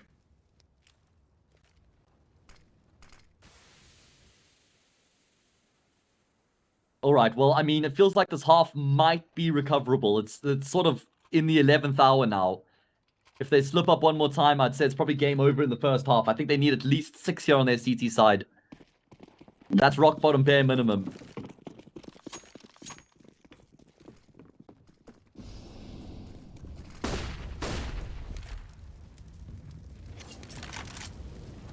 I'll tell you what, given the landscape of the game, I think they'd definitely take 6 if they could. Baz in aggro again. Immediate trade. This time from the AWP. Artfrost getting rid of Ariel, who's the hero in the last round for Havu. Oh, man. Artfrost is so low. 4 points of health, just able to get out of dodge there. Off the back, that Spirit Academy going to start to scrutinize that A bomb site as they throw a little bit of... could define it as a lurk set of utility, but still quite a lot of presence given away. We saw Banjo use the smoke one-way as a one-way in the previous round, worked out for a kill. I think it was actually onto Zontix. Might happen here again. Yeah, he's crept his way through. Has found it, and the follow-up. That's perfect from Banjo. There's been too many instances of these anchor players only going 1-for-1. Sotfik will trade. Artfrost now coming in through mid. X7's attention has been fully diverted, but he does drop the bomb. Oh man, Sotfik needed to stay alive there for Artfrost to try and make his way through with this flank. He's going to be able to get the first responder just before he gets blinded up, but unfortunately won't be able to jump across as X7 cuts him down. Big multi-kill coming through there from X7, who's had a tough time of it on the CT side so far. 9-4 tactical timeout coming through for Spirit Academy. Going to spend most of their money here in the round. They'll have a little bit of pocket change. In fact, more than that across the board. But Havu revitalizing themselves here. Think this is just a formality? You reckon Havu have what it takes to take it to a decider from here? Tough. It really is tough.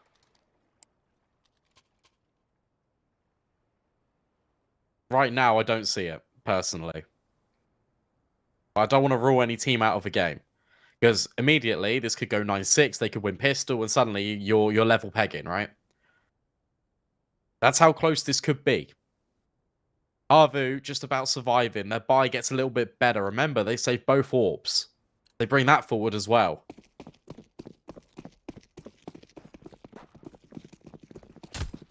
All right, well, let's see what they can do with the big green gun. Or both of them, should I say. Also, to be fair to Havu, it was 10-5 in the first map, remember? And they've nearly brought it back. So they have got what it takes. They've got the mental fortitude. However... That's true. It was on the CT side of Nuke, though, which is like the one map they've proven to be capable of doing it on before. Anubis, not really the same sort of situation. Otton going to get stepped on. Great kill coming through there onto Donk. And he able to reassume the angle as well as he cuts it back into a 4 versus 4 here, thinning out the numbers on that T side. Good incendiary as well. It's going to force them back. That's actually going to make Aerial more inquisitive towards Dark. There could potentially be a fight here. Sotfik walking forward. Using the molly. The flush out Aerial. Force him back. And that still applies pressure over towards A. Otton needs to remain anchored. Oh my god, Zontix anchors him into the underworld. Banjo, good for a kill though, as has been the case more often than not. At least he leaves his team in an even numbers game, but wait, what? How has that happened? That's a huge kill out of Artfrost. Into the 2 versus 1 they go. He even hung around for an extra second. They're waiting to see if there was a response and wasn't far away from getting the kill on X7, but because he's taking a bit longer to commit to the plant, X7 can get further along on the backstab. Artfrost is looking in this direction right now though, with the scope trained in. Yep. We'll secure it. Again, what a round. And it's just... It comes down to every one of Havu basically being in a good position, but the incendiary work from Sotfix, keeping Aerial off the angle for an extra 3 seconds, means that Havu have to stay around B because they're not really sure what is going on. And then Otton just gets wide swung. And the aim on these individuals at Team Spirit Academy is really shining on the server. That's double digits.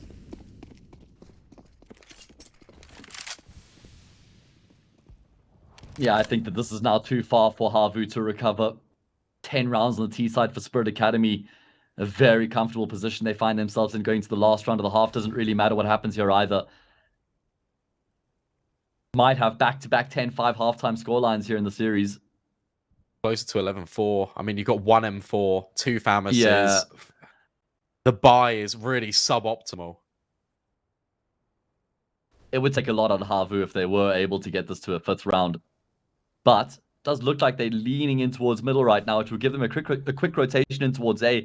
However, we have seen how good the util usage has been out of the T side so far, which would make that difficult. Flashes.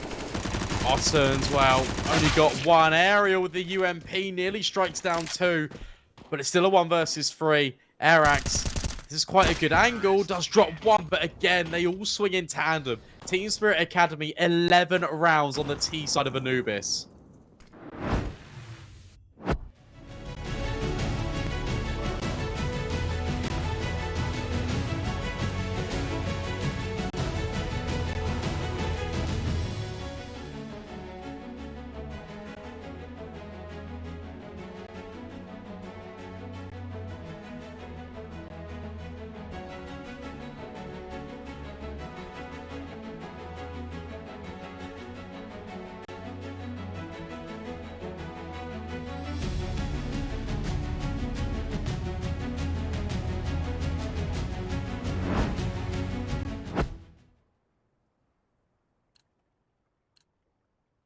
Second half of the second map about to get underway. Spirit Academy with a substantial lead. 11 rounds on their T side. If they win the pistol, that would probably be the final nail in the coffin, right, B-Dog? Yeah, I think 1xBet thinks so as well. I mean, look at those odds. Util about to rain in. It's going to be a B play. Gotta work out. Has to. Good space being taken at least by Havu, but Donk, he is inevitable. 1 kill, at least he gets traded, and Baz also catches a dink. Airax pushing further forward. This looks quite good, but that is until Team Spirit Academy reply, because Artfrost's in the flank. Yeah, this one's just been going back and forth throughout. Does seem like they're aware of Artfrost's position right now. Banjo using that pillar as cover, back and forth, bouncing, bobbing and weaving. Zontix has a flash, he has a kit as well. Artfrost has gone down, though the flash was not successful in blinding up Banjo. Now they need to actually force the issue and make their way forward. Banjo doing so much work, gets another kill. That's his second in the round. Now he has to stay alive, but he even goes one step further. Yeah, really well played by Banjo. Just dancing around the pillar. That flashbang really wasn't well placed. It looked like it had the facilities to be, but you can really easily spot it over. Banjo just looks into the wall, turns back in, deals with Artfrost. What a play. Really impressive by Havu. That's a step in the right direction. And Team Spirit Academy are going to save only 1 Deagle coming out in Donk. You can assume that it's going to be a 6th round.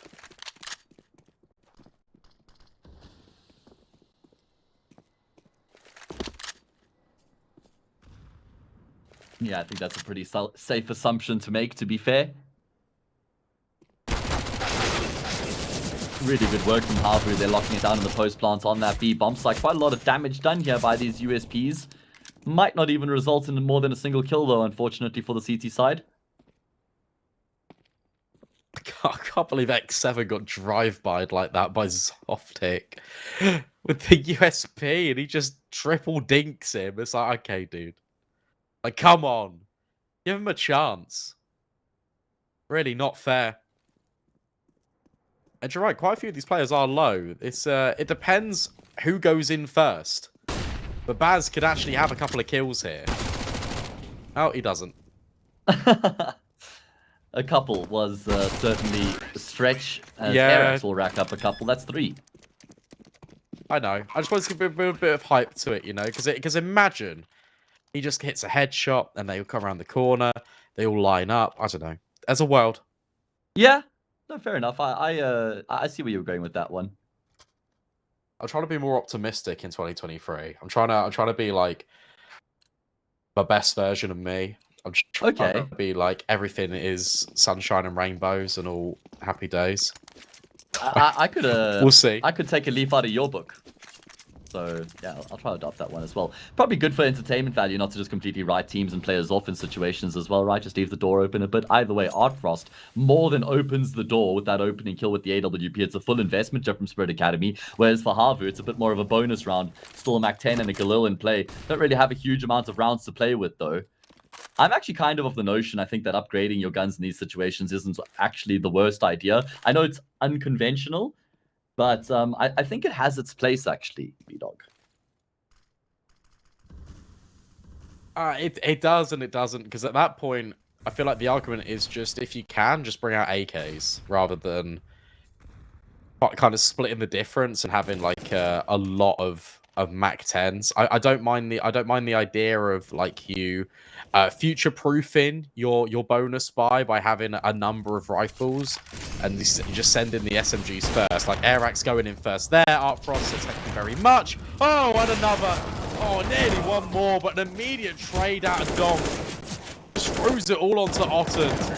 And there's already Sopvik in the back lines. And, well, what can you do against that from Artfrost? You can't, not much. Yeah, that's just Artfrost things, I think. You got to dub it as. He's 21-7 right now, leading the charge by some distance on the server. We're going to have an investment share from Havu, not before they call a timeout. And remember, Spirit Academy, they got, what, I think just 1 kill in their hard eco, but Banjo and X7, they're going to be slightly light on cash coming into this next round. I mean, Banjo can get an AK and armor, but he'll be lacking utility. X7 has to settle for the Deagle so he can afford util. And it's just so unfortunate, right, for Havu. You're down 12-6. You had somewhat of a bonus round and then a gun round, and your first full gun round has already got a few asterisks to it when you're down 12-6, like I said. So it's going to be tough for them, man. Yeah, it's difficult as well because I think since the pistol, they've not had a bomb plant, which normally kind of fleshes out the money a little bit further. It allows you to kind of have these opportunities, but no, instead, you're right. Compromises, sacrifices needed to be made. And unfortunately, that is the reality that Havu are living in.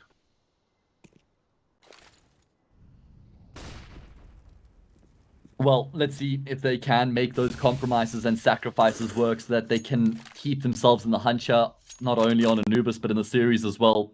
Whoever wins here goes into that 2-0 back into the Swiss stage. Loser obviously then drops into the 1-1.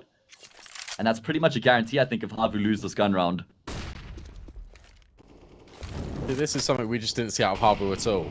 Flashbangs forward, Baz taking space, just applying pressure. It's not a case of needing to push the extremity, go even further forward, but it's like you have put resistance there. And look at how hesitant Havu are just to kind of take that ground back. They're waiting for everyone to come together. Another flashbang thrown forward.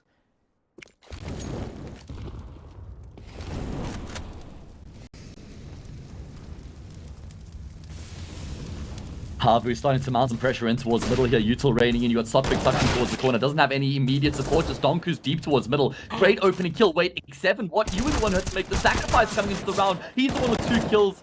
Zontic's only good for a single frag. That A-bomb site's completely open for business. And you just can't out the round here if you're Spirit Academy. Count yourselves out of it. Save your guns. Head for the hills. What a way for X7 to open up the round. Unbelievable. Just as we're talking about the pressure, well, X7 twists the knife. I mean, what can you do against that? 2 quick kills on the Deagle. And that is the round completely secured. Artfrost gets double swung upon. Doesn't save the AWP. That's a mistake.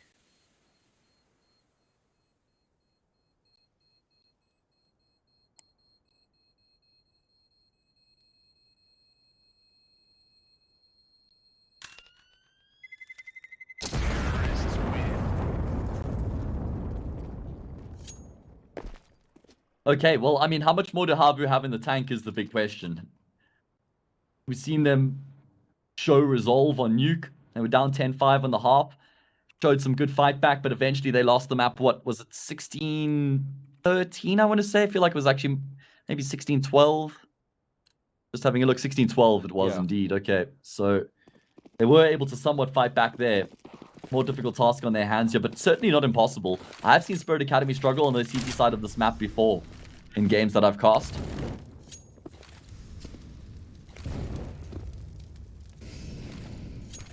Baz is leading forward, going into the fight, and well, in actual fact, the trades are pretty much even. But now you've just got USPs really contending with the rest of Havu. It should always go one way.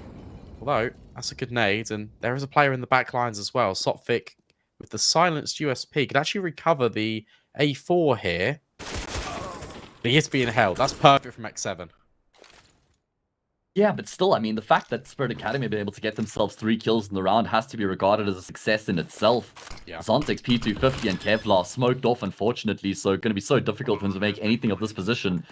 Might just have to go for the gamble and try phase through the smoke, but now that the bomb's down and there's 2 players sort of with their wits about them, it's going to be very difficult for him to get anything done. Edges his way forward. Maybe he could hope for a backstab onto Airax in cave, but winning the round, absolutely no way. X7 has the cross undercover, and it will be the round that goes to Havu. They do take quite a few casualties in the process, though. Yeah, you're right. That was a lot of damage from just a sole rifle, and well, in actual fact, the rifle got 1 kill. So it's basically just pistols inflicting pain onto Havu. Spirit Academy taking a breather, taking 30 seconds to talk about how they want to address this gun round. Now the investment is, back in their favor. They can bring out all the rifles. And there's still a lot of breathing room for them, obviously, right? They're still in a super comfortable position.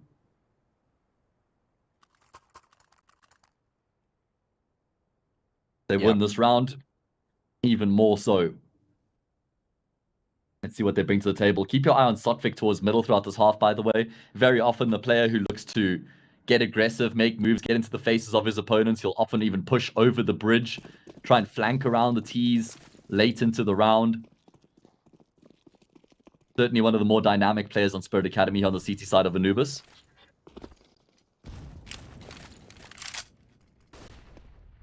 aggressive from Zontix.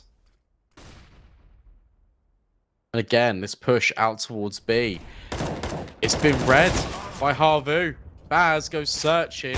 Warp heads ahead comes up in favor of Art Frost, and he hangs around for one more peek, but it does not connect.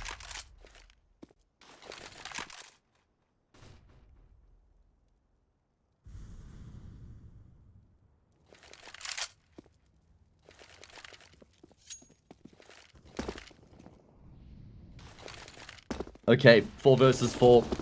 Round starting to take a bit of shape. Util thrown in over towards that B bomb site, but they've lost Banjo Arts in the process. 6-7, thankfully going to be able to get back across to the C4. Round still alive here for Havu, very much now so that Arex has been able to get that kill on Zontic. Sotvik forced forward by the Molly, able to cross, but that's information available for the T side as they get themselves into A for free. Aerial, make sure Sotvik can't even think about rotating, and Havu have got themselves back into this round in a massive way. Yeah, that's a really nice move round from Havu, recognizing that when Team Spirit Academy go for the push on B, there's going to be limited resources out towards A and middle. They completely crunch on the A bomb site almost immediately as a result of the push from Spirit. And I really like the control that Aerial took, pushed beyond the bomb site, went in towards the CT spawn area. Deal with Sopfix. Artfrost has now lost his AWP as well. Things are going from bad to worse for Team Spirit Academy. Havu are really making them sweat here in this second half. Yeah, Havu showing a tendency to fight back in these second halves, as was the case on Nuke getting the job done on Anubis as well. 12-9 and Eco coming through for Spirit Academy. They're starting to just slip away a little bit here. They were in the driver's seat. They were stretching their legs out into the sunset. However, Havu are starting to catch up now.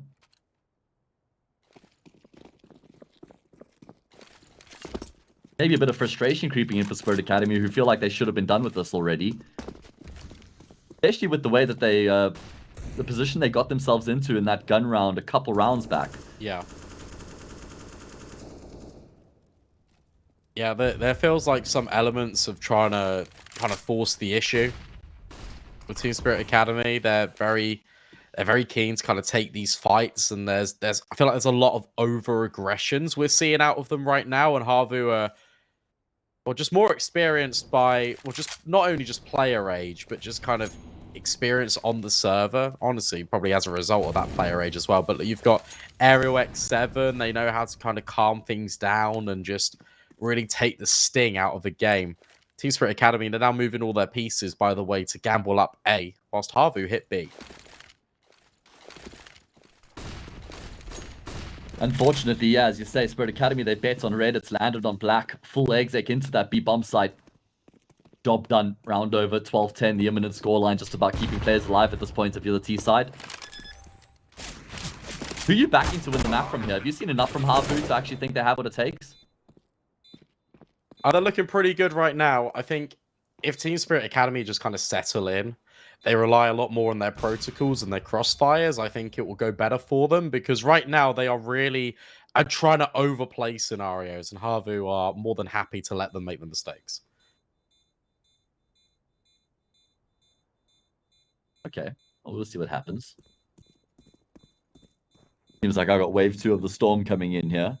Nothing like a good South African or Johannesburg sunstorm. Sunstorm. God damn, that would be scary. Thunderstorm. Yeah, that would be.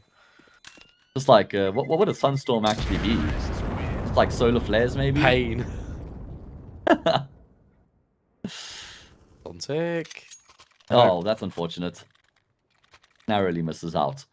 12-10. If Spirit Academy lose this round here, then actually, even though the scoreline would be 12-12 before they get to buy again, you'd actually imagine Havu Gaming would feel like they're in a better position to win the map from there. I actually think this is a really good moment for this pause as well from Havu. They know how important this gun round is. They want to keep building on the momentum they've set on this T side. They really want to just close the gap without letting Team Spirit Academy find the buffer. Think back to Nuke, where it was that Deagle round that actually fell in favor of Team Spirit Academy that really turned the round on its head. For Havu, they want to make sure there's no mistakes here in this second map. Can't afford for there to be, otherwise they're going to drop the series 0-2. But they have shown some great fight back and form so far here on their T side. I think that's, what, 6 consecutive rounds coming through for them now? No. 4. But 6.5. Still good. Doesn't look like Spirit Academy are going to get too cute at the start of the round. Although, as I say that, look at the rotations. Look at how they're moving themselves right now. Big shift off of that B-bomb side. I think they were a bit worried that there might be a rush in towards A. Not the case. That is Havu worrying. looking very cool, just spread out across the map. Yeah, that's really worrying, the fact that the defense gets so unsettled by a single smoke. Yeah, extinguishing the molly, right? Yeah, that kind of suggests to me that comms might be just a little bit clustered, a little bit scared right now. Sotfik peeking, gets information that there's an AWP in middle. Okay. Now I can start to piece together information. Molly's going to hold him back at bay. Flashbang not going to allow the peek. Havu looks set to try and take dark. Yeah, 2 players on this B-bomb site right now. It's actually ripe for the taking. Don completely blinded up. Actually has a full belt of utility. Not able to deploy anything just yet. Eventually going to drop that smoke grenade. Not really ideal timing, but it will bloom and keep the players at bay. Molly not going to be forcing him out of position. Rotations coming through and towards this B-bomb site. Baz out in the open. Takes a lot of damage, but comes out on top of that gunfight. The bomb actually now starts to shift in the opposite direction. Sotfik forces the fight, but comes off second best. And in the meantime, Arax will assume full control. Yeah. Arax. Although Zontix and Donk do find kills. Artfrost immediate trade. Now it's a 3 versus 1. Now it's all on Ottend, and the bomb is nowhere to be seen. There's only 10 seconds left. It's the right idea from Havu. Arax, you think him finding that kill is the answer. But because Aerial has pushed in deep towards CT before, this time Baz was more readily aware of it. And immediately trades just come in favor of Spirit Academy. It's the right idea. It's just a flawed execution from Havu. Yeah, absolutely. The mid-round decision-making, you can't fault it at all. Opportunity was absolutely there. In fact, you would even say once Arax gets that kill on Sotfik that they probably have the advantage in the round, but they weren't able to make it work. I do think Arax maybe, he actually ran through in towards CT spawn, so Zontix was ready for him, and Arax didn't have the health to take that head-on-head gunfight. No money left, whoever loses this round. If it's Havu, they're probably going to lose the map soon afterwards. I mean, they fought so hard to get to this point. They were far behind, though, so that's the problem, right? Even when you have an impressive passage, they're still losing the map 13-10, mate. Yeah. Or Donk. Wow. That. Oh my god. 1 point of health and dead. 1. Artfrost. 2. 2. Great stuff. Baz. Okay, Artfrost. That is... You need to calm down, mate. 28 and 10 is that? My god. Okay. Well, sometimes you look at scenarios and you just think, well, honestly, what can I do against that? Aerial, looking to take space out A, has actually got it. The bomb is so far removed. Yeah, it's going to be heading in that direction, though. Aerial looking to just try and clear it out. Time not the problem right now. Bomb's still far behind, and Sotfik closing the gap as well. I don't think he beats Banjo to the cross, though, unless he starts to run. So Banjo should successfully get down into that A-bomb site, but Aerial has gone down. And that's going to force Banjo to reassess the situation, but it doesn't matter. Sotfik gets the kill. 14-10. Look at the economic situation here for the T side. 3 players can afford to buy at least 2 fully. But do they save and play for OT? Take the pause. Got 1 left. Take it. If you're Havu, I think you need to.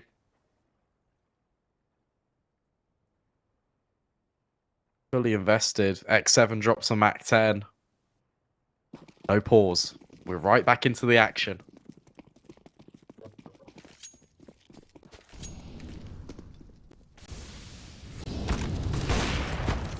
And it is going to be an opening kill coming through from Artfrost. Boy, has he found his legs once again in these past few rounds. He's up to 29 and 10. Great trade from Banjo, though. Sotfik swings out into the open. So many players in the middle right now for both of these teams. It's an absolute bloodbath. And most of the blood spilled belongs to Havu.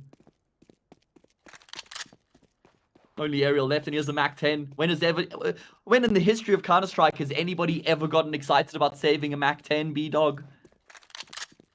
I've been excited about an Area 1v4, though. Oh, I'm not. no. And they spent all neither. their money as well. Oh, no. This feels like the beginning of the end. This feels like the 7th best of 3 in a row. Team Spirit Academy are going to win 2-0. I mean, it was looking a bit touch and go at one point on Nuke. They were up 10-5. Havu fought back on their CT side. Here on Anubis, there was also a fight back that came through. It didn't get as close. And it's looking like it should be done within a matter of moments. Look at the investment here for the T side. It's so damn bleak. So rough because they actually really deserved, you know, more, I would say. No one to blame but themselves in that first half. They didn't give themselves much of a fighting chance. But there has been some a pretty impressive display on this T side, I would say. I'd agree. Yeah, Havu looked very good on the second half. Just, yeah, quite rightly, as you said, just didn't give themselves enough chances to work with. Artfrost, again, I mean, this guy. It's a miss. Baz will still find X7. Of course he does. I mean, Artfrost misses 2 shots, though. He does. But they're probably the only 2 shots he's going to miss all round.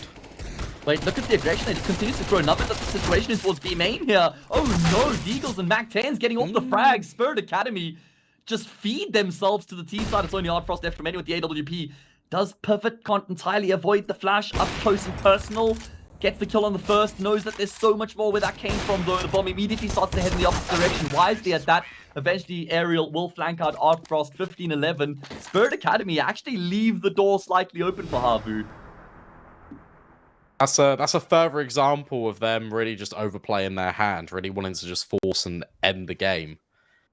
Because there was no need. There was absolutely no need to do that at all. He kind of understands the Baz and Artfrost combination because they've been doing that as a protocol. Baz gets the first kill, immediately traded out. But when Artfrost falls back, that doesn't mean that the other 2 rifles or 3 rifles go in. Yeah, it's definitely an overstep. For Havu, that's an opportunity. Look to be fast.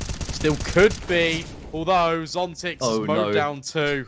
HE grenade has to. You're gonna do so much damage. Artfrost has got to kill. In the meantime, Banjo hasn't been slowed down. Flash couldn't have been better. Oton left in the 1v5 turn. 1v3. Okay, great couple kills coming through from him. That's gonna make Spirit Academy just slow things down here slightly, waiting in the smoke for it to fade. Oton doesn't care for the C4 right now. He wants to go for the kills. Able to bypass the players initially. He's going to wrap all the way through CT. The problem, the further he goes, the further he moves away from that C4. Okay. This is interesting. We got to let him cook here, B-Dog. Donk knows what's going on, though. Donk is really just understanding the situation completely, but that's a good shot. All right. Maybe we do let him cook. Oh, okay. He's faked the audio out as well. That's nice. He creates more space for himself in towards middle. What turned? He's braining on him. I didn't realize he doesn't have the bomb, so that they actually worried that he's gone into the B bomb site here. Oh my god. Okay. He needs to start running at some point because he needs the bomb. He needs the C4. Is Artfrost close enough to hear the footsteps? Doesn't look like he will be. Gotta go. Now Artfrost has realized, yeah, he's going to leave himself just enough time. The problem is Artfrost is going to be on the angle, picks up the bomb, knife out, Artfrost on the cross. Does he hit the shot? No, he does not. Low HP, Uptund gets the kill. Bomb plant comes through, 1v5, turn 1v1. 6 points of health. The Dream Havu on the precipice of dropping into the 1-1 bracket. It's all on Otton's shoulders. And he's getting close to the smoke. He's going to go through the smoke. Baz doesn't have a kit, but he's got all the utility. But, I mean, there's just no way he reads Otton's position. You could never expect him to be here. Timing, if Otton steps out, would be everything. Baz is starting to quiver, starting to quake. Smoke onto the bomb. Otton swings him. B5. One needs him to keep Havu alive. Otton, how on earth have you done that? The decision making from this man, the shots needed to hit, everything was perfect, and he keeps Havu alive for at least one more round. There's the pause being taken. Needs 30 seconds to get the adrenaline all the way back down. Oh my God. Can't even really fault Team Spirit Academy in that one. It's No. not like they offer him up fights and run at him one by one. They were kind of just posting, waiting, but Upton just realized he had so much time to play with there.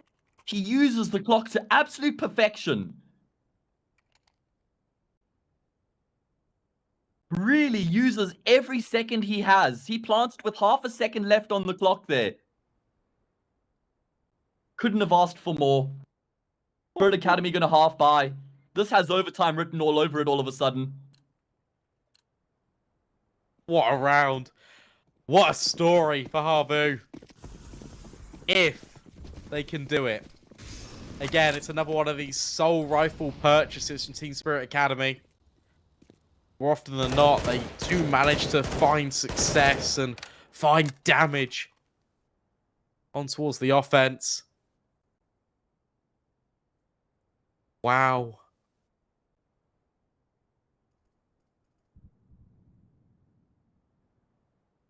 Imagine they lose the series from me. Imagine we go to a decider and Spirit Academy drop that third and final map.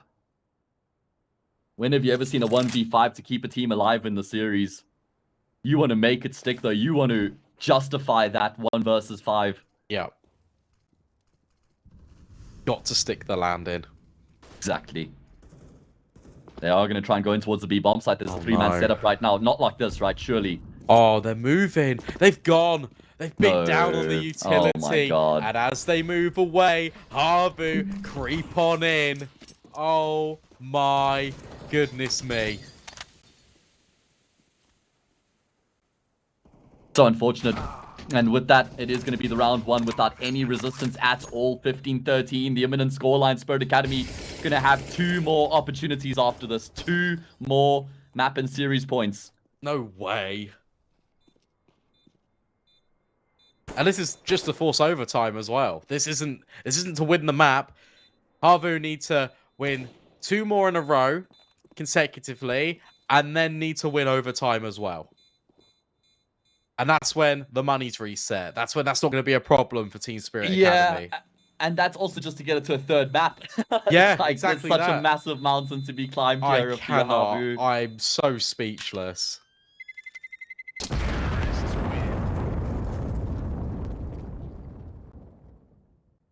I know, man. I have seen Spirit Academy lose out to huge clutches before on match points. In fact, it was against Big on Overpass. Tabson clutched them 1v4, and Crimbo clutched them like 1v3 as well when they were on map and series points, and they still won that map. So it's not like in the past they've proven that they break mentally when something like that happens to them. They are young, though. They are inexperienced. 15-13. How much more you got, Havu?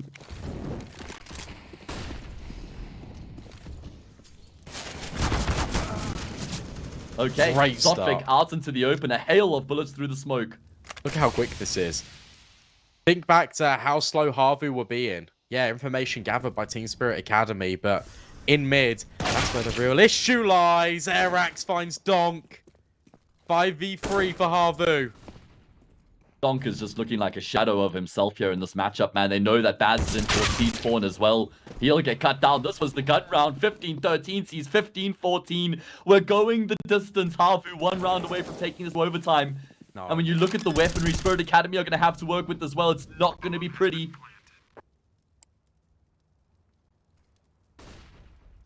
That's the AWP dropped. Being safeguarded now by Zontix. Havu, they should be able to afford one. Shouldn't really be a difference maker, but 5 kills for one of these teams will either secure overtime or secure the 2-0. What a We're story going to that OT, would be. baby. Yeah? Has to be. It's written in the stars. After Otton gets that 1v5, look at how easy the rounds have been since then for them. 1 round left remaining. Donk, I mean, he's been anonymous throughout this whole match so far, right? Even the way that he just nonchalantly walks across in middle into the crosshair of his opponent just almost looked a bit lost.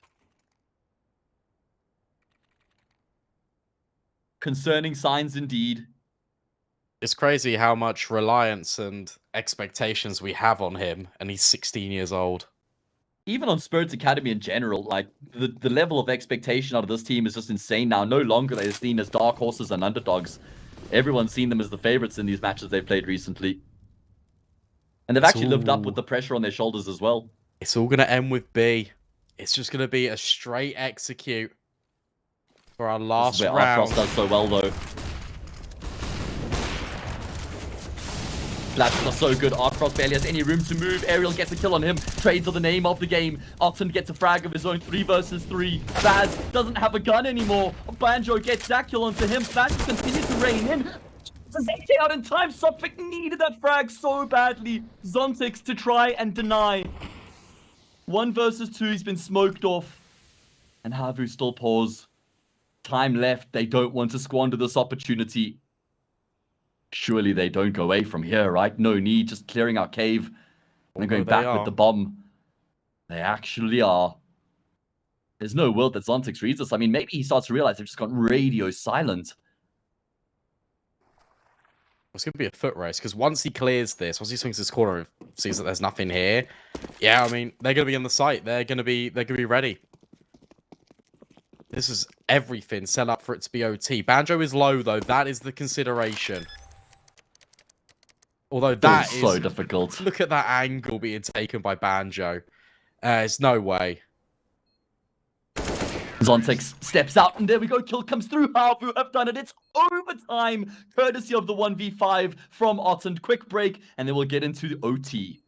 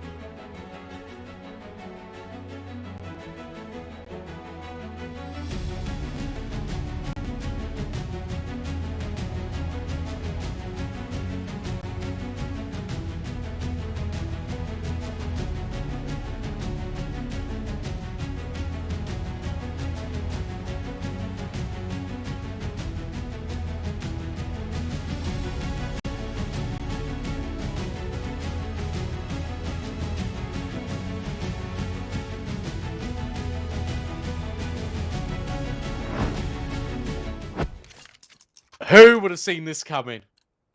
15-15, and the odds have really just, well, halved for Havu.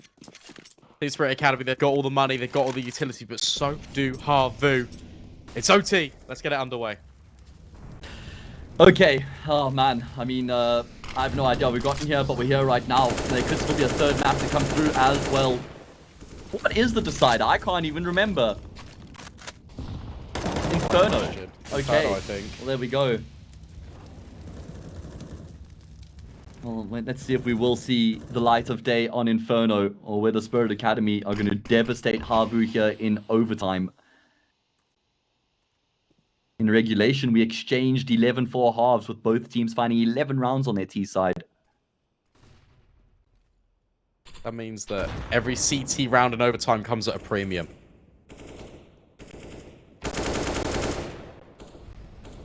Start for Havu. Donk. Don't Searching. like him. Yeah. Misplaced. Someone's just trying to force it now, right? Well, it's felt like all half. True. Havu now going to force their way in towards the speed bomb site. 2 players in position. Really good angle by Baz. I think they spotted him. They have, but they can't get past him. Artfrost holding the door, the gatekeeper, which allows Baz to swing. Follow-up nade is perfect. Team Spirit Academy, 2 versus 3. Banjo. Oh my goodness me. Gets cleaned up by Zontix. Everyone on Spirit Academy just breathes a massive sigh of relief, probably kicking themselves that they weren't able to do that in regulation. But that's what they can't afford to focus on that now. They lost the first pick there of the round. Donk goes down, but they're still able to get the round back on track. Big impact from Artfrost once again. He loves that position, man. He just thrives from playing behind the bomb site.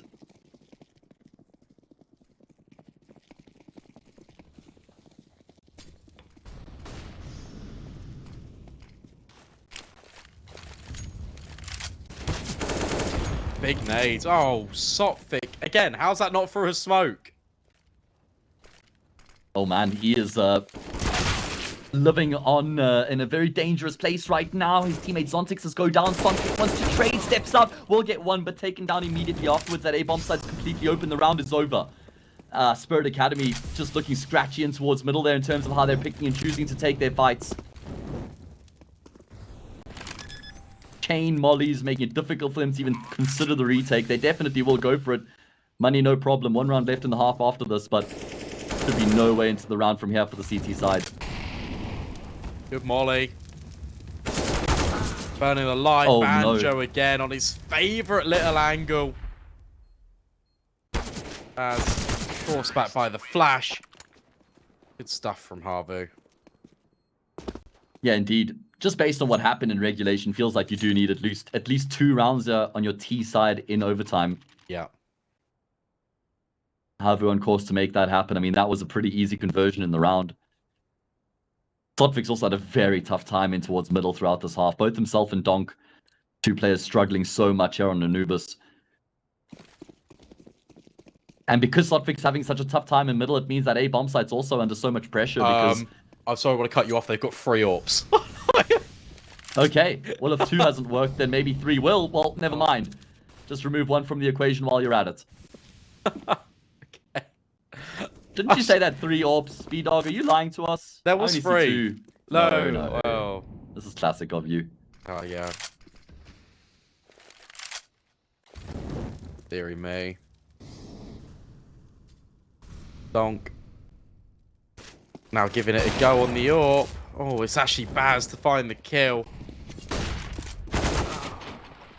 Huge kill there. Steps up on Massive yeah, frag. that's huge. Because if he goes down, Errol just surges into the A-bomb site. It's probably another round 1 from Havu off the back of that. But now it's a man advantage in play for Spirit Academy. All 3 of the remaining players for Havu are going to group up and head in towards middle. Smoking Artfrost off the angle leaves Zontix on an island all by himself right now.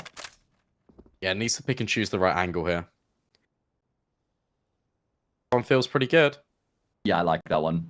He's got support as well from Artfrost, who just has to watch it towards middle.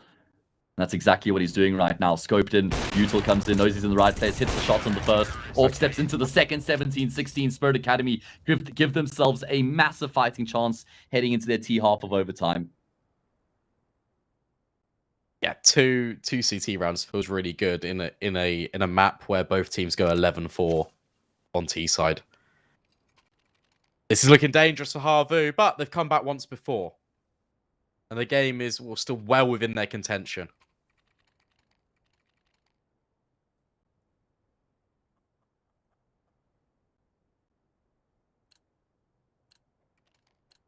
I mean, Havu is still going to feel good about the position that they're in, considering where they were at one point. They're still in with the chance, and that's all that they're fighting for right now is a chance. We've seen that's all that they need. Otland already won a 1 versus 5 here on Anubis. That was at 15-12, guys.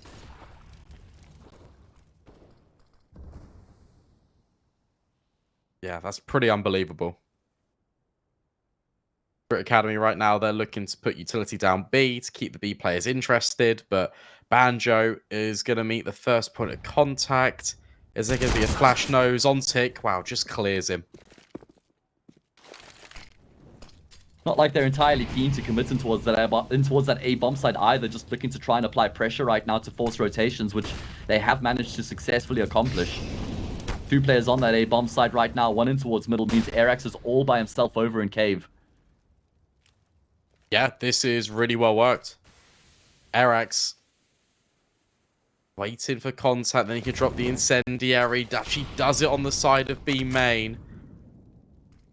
Forces Baz back. Has now got support from the Orpa of Otland. And he's been able to get himself into the fight as well. Arax has his head ripped right off. Otland able to double down 3 versus 3 as a result. Players continue to rotate through. Zontic stays out the shot, but then the smoke push will come through from Aerial. Saves his orb, keeps him alive. Aerial goes one step further. Artfrost is holding the angle, waiting for the orb to peek out into him. It doesn't happen. Able to get 1 kill, go back into cover. Re-emerges, second frag onto Otland. 1v1 ensues. And X7 is in towards middle right now. Artfrost doesn't realize the space that's been afforded to him, and the longer he takes to recover the bomb, the further forward X7 creeps. That's so true. It looks like he's going for the kill rather than the plant. And 6 this is looking seconds, 5 dangerous. seconds, 4 seconds. He's Hasn't left got it. himself out of it. He's left himself out of it. Artfrost has cost himself the round. 2 fidgety, and X7 wins the 1v1. Without even doing anything. What? Easiest 1v1 of his life. What on earth? Artfrost does the hard bit. The easiest bit's planting the bomb, but he never knows where X7 is. Expects the rotate to be a lot faster than it was. And he's just outbrained himself. The irony is that he would have got the plant for free had he just picked up the bomb and committed to it off the bat. Yep.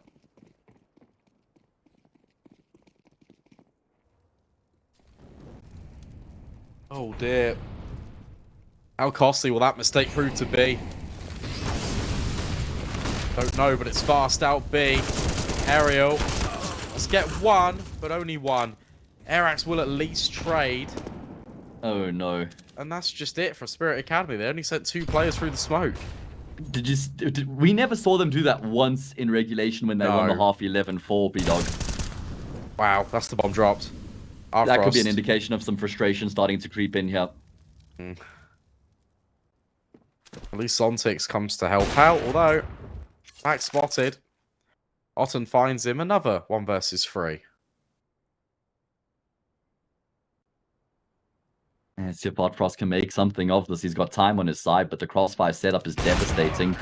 Oh no, that's a rare miss there from Artfrost as well. Arax puts him to death. 18-17. Havu have fought back to get themselves a map point here on their opponent's map pick. They were down 4-11 going into their T side. They were down 15-10 at one point. There were 5 map and series points. At 15-11, they found themselves in a 1v5 with only Otland left. They won that round. They took it to OT, and now they need to win 1 more to win the map. How on earth have we gotten to this point, B-Dog? I don't know.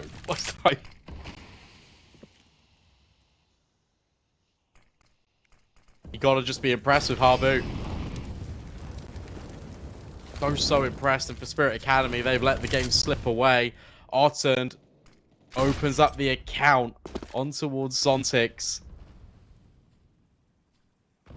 And now there's just 4 kills that separate, well, I guess both of these teams. Zontix finally able to have a bit of impact in towards middle. Normally, he's such a menace for teams to try and deal with, but just hasn't been able to have that same sort of impact here on this map.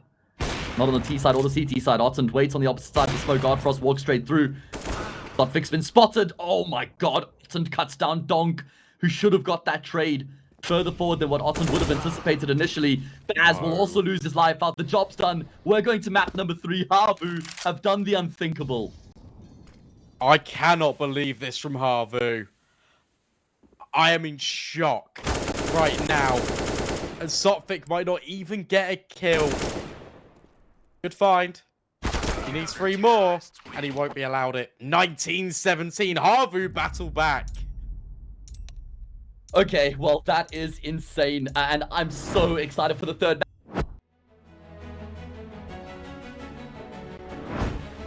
heroes throughout. Now they will have to go to a decider if they're going to win this match. It's going to be Inferno up next, B-Dog. Let's throw this one to a break, and when we come back, it's going to be the classic decider.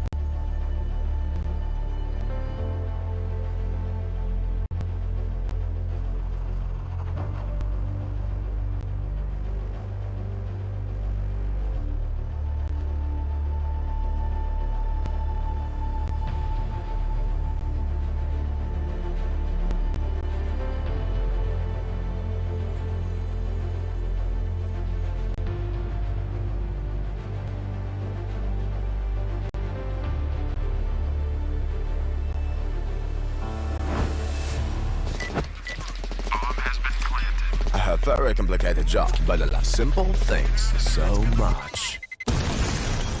One move. One push.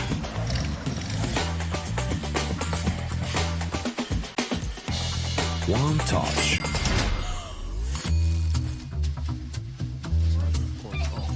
One love. One click. One X-bet.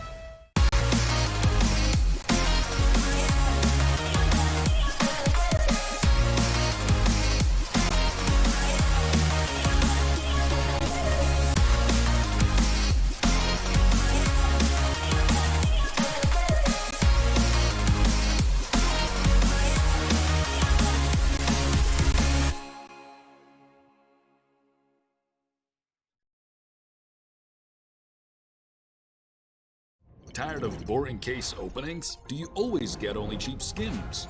The Hellcase website has tons of options to upgrade your inventory. It's up to you to participate in giveaways, events, or compete with other players in opening cases. Hellcase, your world of expensive skins.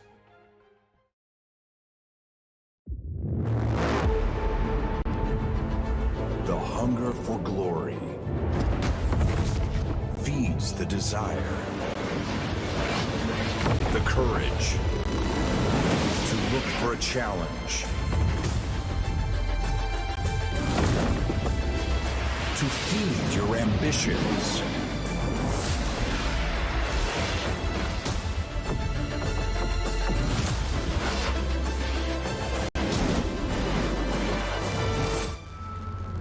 To reach for greatness. To become the champion of champions.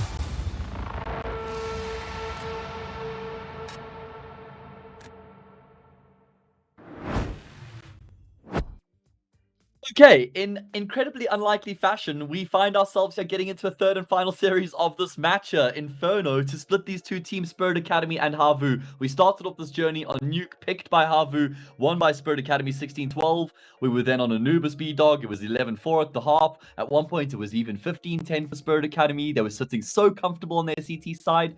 What happened at 15-11 though? Do you want to fill in the people who maybe weren't watching the game? I mean, to be fair, that is one of the most unbelievable, like, cerebral 1v5s I think I've ever seen from Ottend. We're in the ninth round. We're not quite in game yet, so we got a couple of minutes just to kind of reflect. And that was, well, firstly, mental fortitude of Havu, I mean, is incredible. The fact that they're doing that is ridiculous.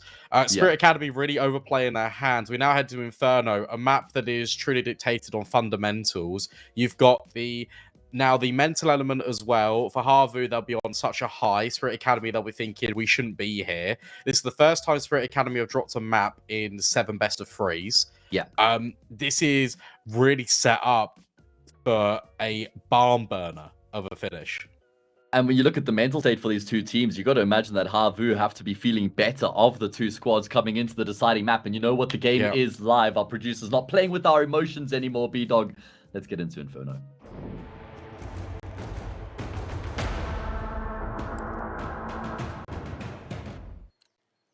Oh, Team Spirit won the ninth round, so they start CT side. And given how good the defenses have been for both of these two teams, especially on Anubis, I think this will just help them out quite a lot.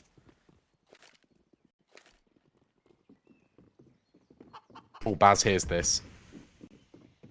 This is scary. He's got so many audio cues right now. Julie's in play. We'll be able to get the first. Banjo will fall prey as well, almost like a deer in the headlights. He goes down, X7 gets a frag back, and Baz falls. So that's actually the A-bomb side open all of a sudden. So many moving parts of the round, but it's a 2 versus 2 as the dust settles for a brief moment. Yeah, of course. Wouldn't have it any other way, would we? Another clutch attempt. Now falls onto Artfrost. 1v2. Peeking in, spots out one of these players, but around the world goes the other. Ottend doesn't need his teammate, wins out the 1v1. Glock prevails over USP at close range, and Havu will win the pistol despite it being a 3 versus 5. Great recovery coming through there from them. I mean, they weren't able to deal with the Julies initially, but then there's just a flurry of frags in return. Bird Academy drop the pistol. Just going to highlight Donk. I mean, normally we're highlighting him because he's the player who's just lighting up the server. But in the previous 2 maps of the series so far, he just hasn't lived up to that same sort of expectation. Across both maps, he's 30 for 44, minus 14 right now at a 0.85 rating is Mr. Donk. Not numbers we're used to seeing out of him. No, definitely not. And also, not used to seeing Spirit Academy invest in. But they have a lot of utility for Sophic. In actual fact, he's not going to use any of it. He's just going to spam away. And how on earth does he find air racks? Smoke down another one. Just into pool itself. Completely putting mystery into this. He's just toe-to-toe with Banjo. And Zontix has found another one onto Otten. Surely this isn't falling apart for Havu. It is. It absolutely is. It's a 5 versus 2 all of a sudden. X7's gone down as well. Not only is it falling apart, they might not even get a single kill. Banjo on the 1 versus 5. We've seen this one before, just with a completely different ending. And it is going to be Spirit Academy who answer back with the round of their own as they level up the scoreboard. Wow. Just the utility thrown in. The fact that Saltfix delays his smokes and then throws 2 of them in towards Pool completely isolates Banjo's position, and he literally can't do anything into the round. Team Spirit Academy just fight past him. Make him completely null and void. That was really well played by the CT side. Very inventive.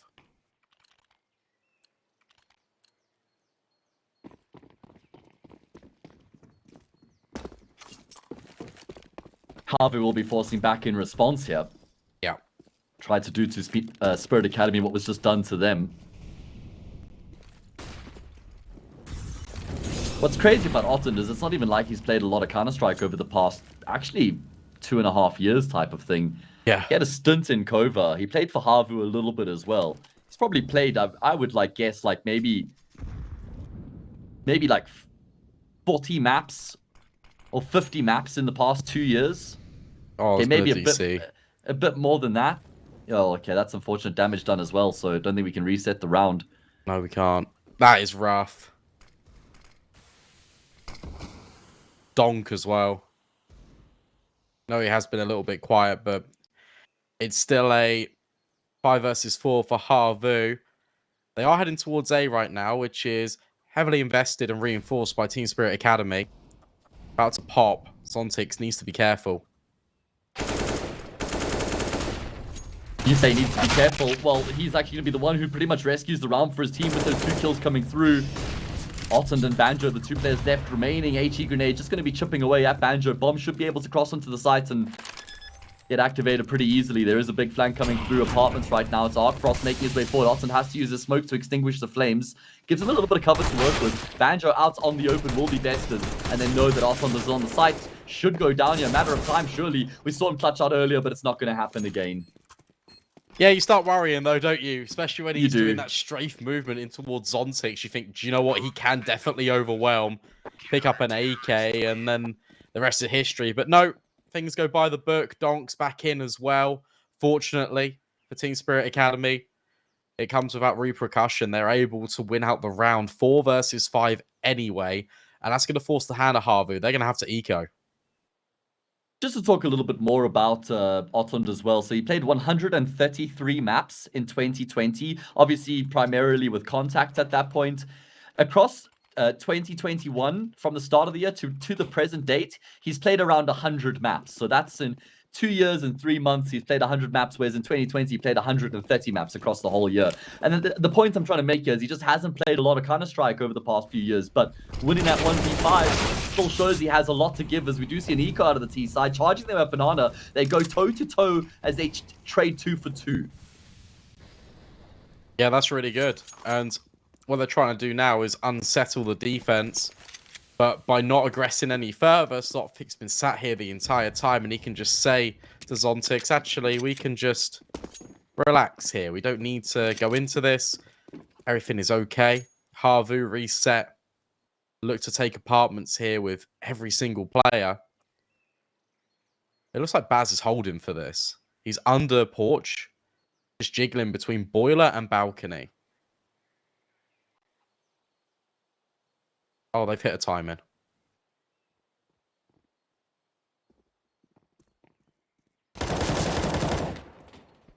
Baz does get that kill, really important frag, drops the bomb, gives him so much information as well. Support comes through from Zontix with all the attention fixated in towards his teammate. And it is going to be Spirit Academy who go clear 3-1. Looked a little bit sketchy there at one point there in the anti-eco towards top banana, but actually win the round, keeping all three of the remaining players alive. Yeah, formalities out the way. Forced by conversion leads to a string of rounds to Team Spirit Academy, but finally we get kind of what we're all craving for, a full rifle round on Inferno. Let's go, baby. Let's see what it has in store for us. No AWP in play for the T side. Artfrost certainly has one. I mean, how good was he on Anubis? All in vain, though. A performance that might actually... Oh. We still got you, Hayes? Maybe not. But we do have Artfrost on the AWP. We're watching his POV. Banjo about to swing into him. And he will secure the shot.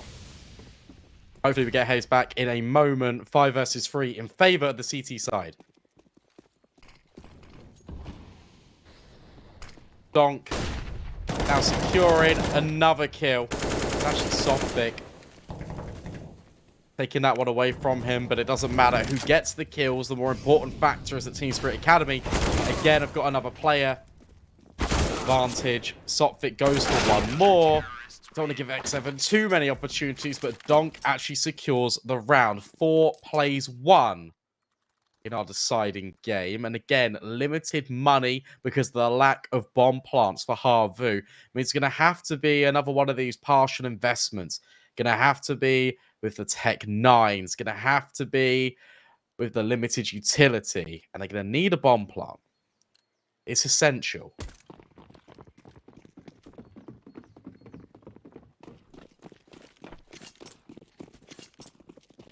Still got just me for the moment. Havu. Try top banana. Gets separated by the incendiary. Sophic says thank you very much. Another good start. Lots of banana control being established. Havu look to reset out top brackets. Utility trying to force these players back and actually take a tickle from some more utility being thrown down by the CT side. Sophic. Let's find one more. Not quite the second, but Zontic's there to find Banjo. It's just Aerial remaining. Shakes his head in disbelief.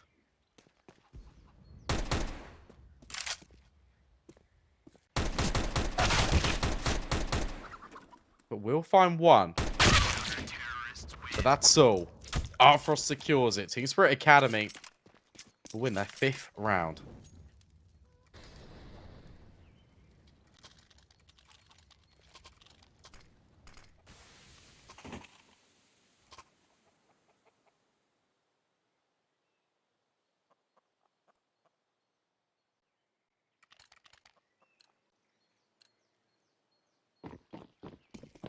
Reinvestment. Here we go. For Havu, they need this. They need to secure this round.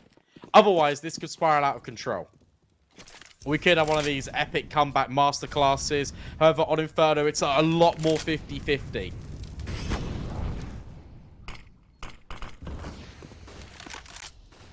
Everyone's playing well. In actual fact, it's the 3 players you don't normally look to provide the answers and solutions to Team Spirit Academy. Baz, Zontic, Softic.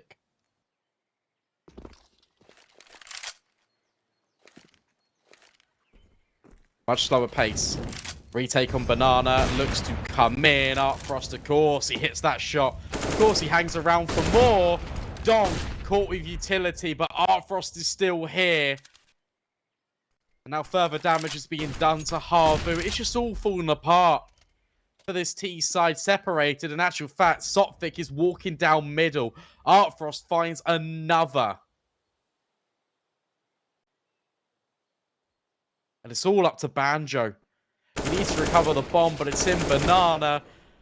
battling with the players at Haycart, but can't get past the guy on site. Team Spirit Academy, it's 6 rounds, play 1 now. And again, you're going to be in this yo-yo for Havu.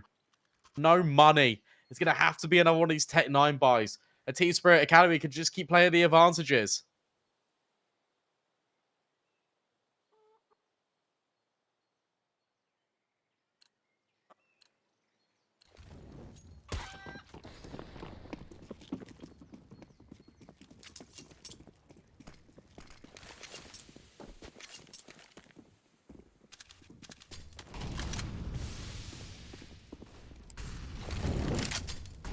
For Havu, I'd like to see everyone just move together. Just grab 5 players moving forward. Just go with the same purpose, same intent. Try and overwhelm the bomb site. I know it's difficult. You're getting the silent boosts coming into apartments.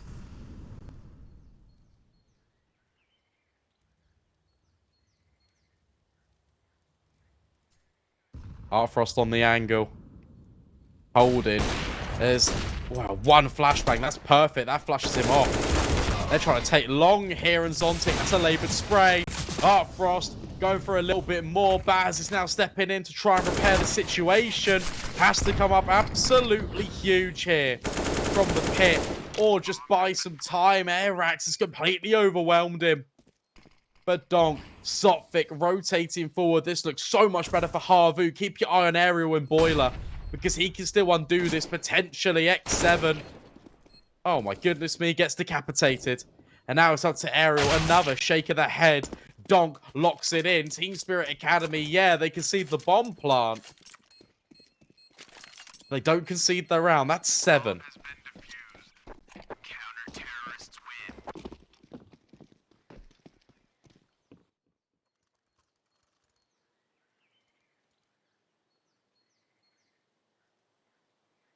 I think we might have lost Hayes to the Storms, South Africa. So, as a result, I think you're stuck with me for the foreseeable, Twitch chat.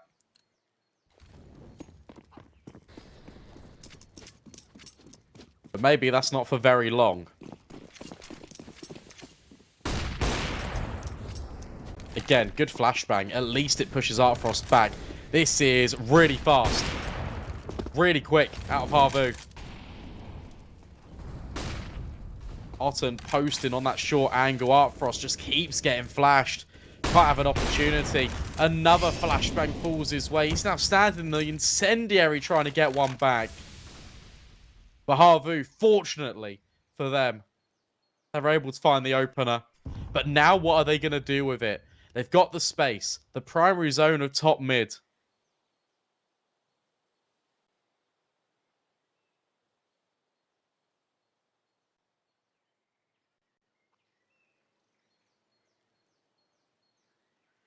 And it all falls silent.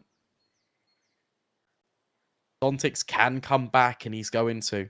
Making a name for himself in towards Library. Havu, patient. Waiting. Trying to put doubt into Team Spirit Academy's minds. Nades being thrown forward as well. Just trying to keep them interested in this B-bomb site. Airax making noise, now smoking CT. But he gets removed instantly, and there's no further resistance. That has to be the go for Havu. Needed to make their move, but in actual fact, it's a double fake. They're actually going in towards B. And look at the rotations right now. This is so good from Havu. What a read. What a confident call to make. Donk starts to make his way back. Bray not connecting. It goes the other way. X7 will lock in that kill. Bomb planted. I don't know how Artfrost hits that onto Banjo, but it's unconfirmed. Really good mid-round call coming in. Huge from Havu. Keeps them afloat. And Team Spirit Academy, they just need to save.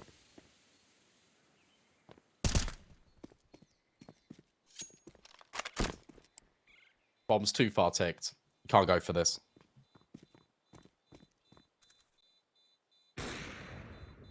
Although exits would be really useful, X7. Make sure he doesn't lose his gun either.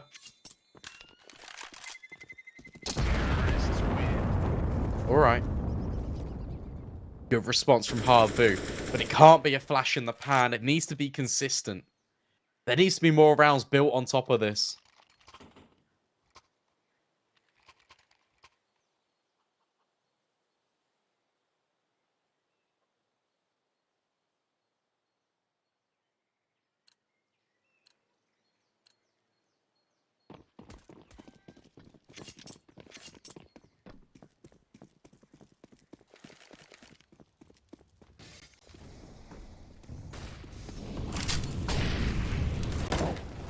Oh, stop banana.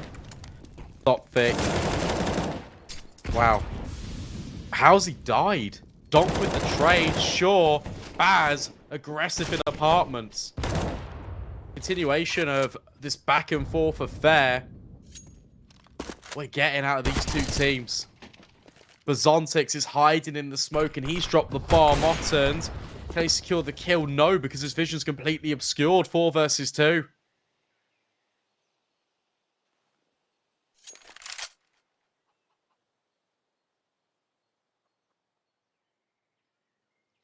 Banjo and Ottend now trying to make their way through apartments. And a well-timed incendiary is going to force them back. So uncomfortable for Havu. And we called for it. We said it needed to be consistent from this T side, and it's been anything but. And Donk is so far pushed in banana, he could even try and hunt and take these weapons away. That would be a huge blow if Ottend loses his sniper here.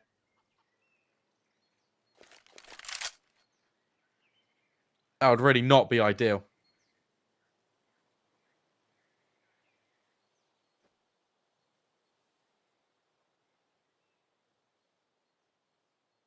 Time's going to run out. Team Spirit Academy are going to win out the half by posting 8 rounds on the board already. And given how they're setting themselves up, they're actually in such a good position to get even more. We have seen this as well.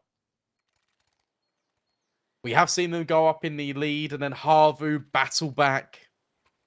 We're going to need another one of these second portions of the half. Kind of resurgences. And a timeout being taken to kind of give 30 seconds. It's all a little bit of a breather. But it's so crucial for Havu.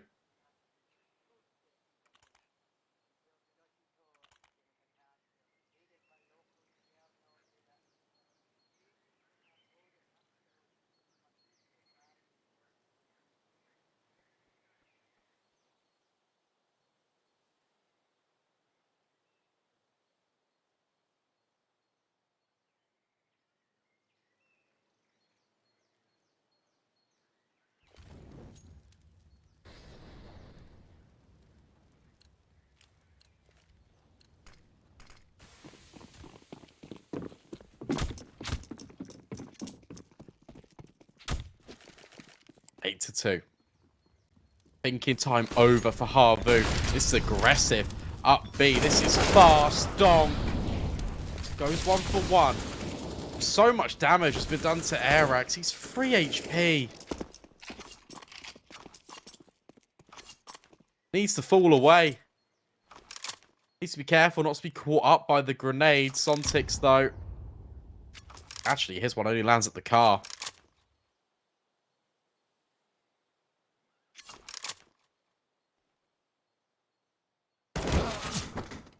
Academy just go searching again. Really push Havu away out of banana. And that's going to force the hand back into A. You can see the rotations now just coming on over. And Baz, well, he's been in pits the entire time. Short creep begins to come in. Baz sits, waiting, spots the player, drops a nade of the smoke. Just feels difficult. Dontix finds Banjo. Baz actually falls. Aerial has got an opportunity in the 1 versus 4, but needs to try and recover the bomb. Can't quite manage it. Another round win for Team Spirit Academy puts them closer and closer to the finish line and pushes them further and further away from Havu.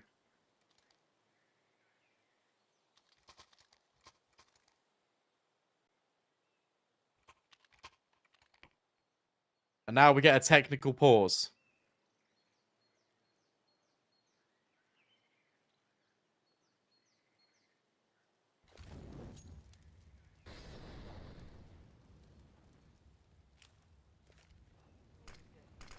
Just Team Spirit Academy being so much more direct. Even in that round, it's a regroup and a re-push on towards Banana. It completely forces Havu back.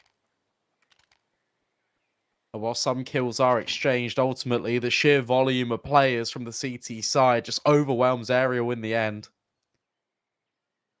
Not a single player either from the T side on double digits.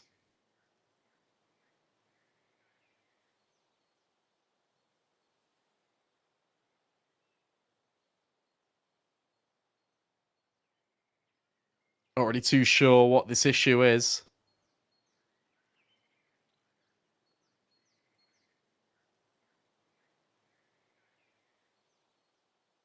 Not sure if we've got any ETA either.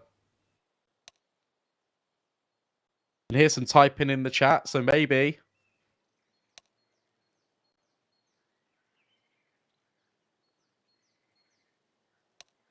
Maybe it's sooner rather than later. I don't know. I'm hearing a lot of. Oh, there we go. It's fine. It's all good. Have to wait for too long. Tech9's surrounded with, well, 1 AK, 1 Galil. It's rough.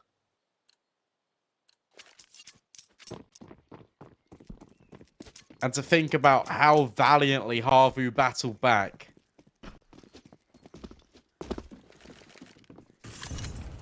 How good they looked on Anubis on that T side. For it to fall apart like this, for them not to give a true showing of what they can provide here on Inferno is just really disappointing.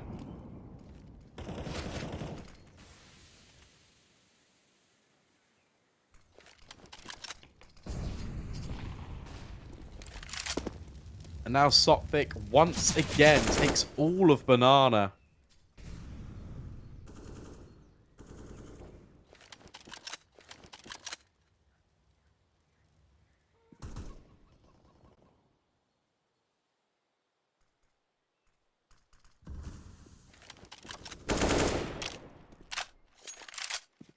Havu, I mean, you can try and reset B if you want. But it's going to be so difficult to. Artfrost is now peeking down mid. Has to be careful he doesn't overstep because there's a lot of Havu players all in second.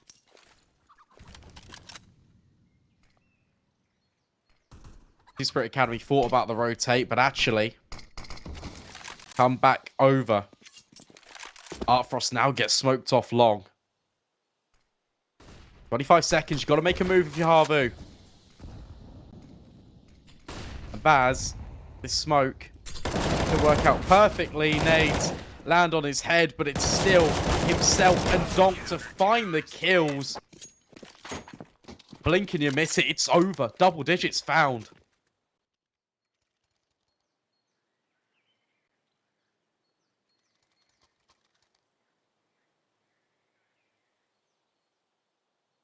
Despite not having the bomb plant down, the loss bonus has now ticked itself so far deep that Havu can still afford an AWP. Notoriously quite difficult to use on T-side Inferno. But you kind of just got to go for anything here. Otterd, we know what he can do. We've already seen it in this series.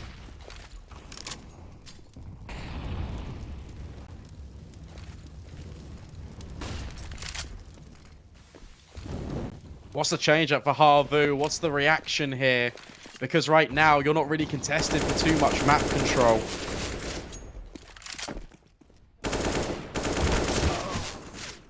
X7, that's a good kill through the smoke. That's a good start for Havu. Fontix deploys incendiary, honestly, at the perfect time. Keeps Ottend off the angle.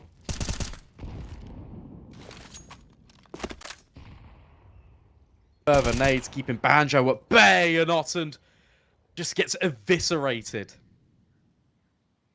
4v4. Zontix looks to creep further forward in apartments and finds Aerial. And whilst Banjo claims another life in mid. Got to bear in mind the push that's now being enforced by Zontix. 35 seconds. Bomb actually making its way to A, and Baz has rotated. Baz has completely left A, which is a mistake, because Havu have now got the bomb site for free, and Airax understands that Zontix's position is everything. But he never cleared mid. And that's the misinformation that has now put Team Spirit Academy basically into a save. Got plenty of money, so you can kind of go for it, but with Airax finding crucial kills in the mid round. It just leaves Donk to hold on. A third guaranteed for Havu. But can they get 5? They need 5.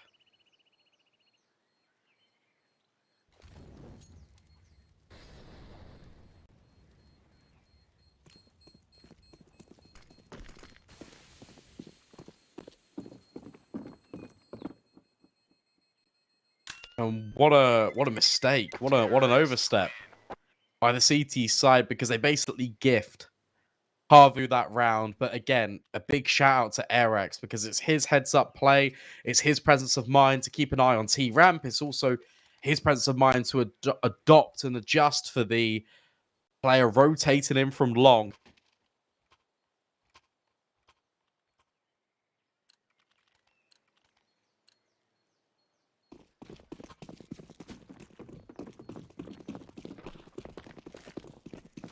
Two rounds left of this first half. Havu needle 5.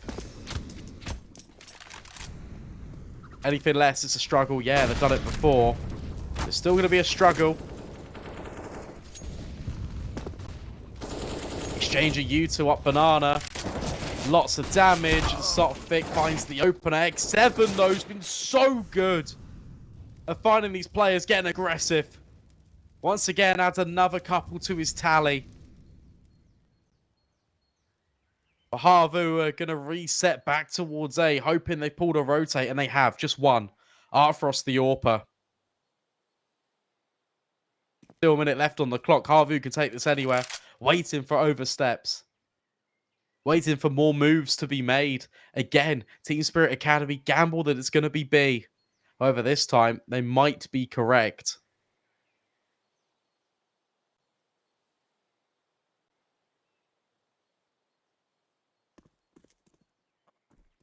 "45 seconds. Misdirection once more. Baz. Looking for info. Smokes down in. Understands that there are players here. Zontix comes in the nick of time. Good incendiary. Splits up the attack. But Banjo combines with Aerial. And now it's just a 1 versus 3.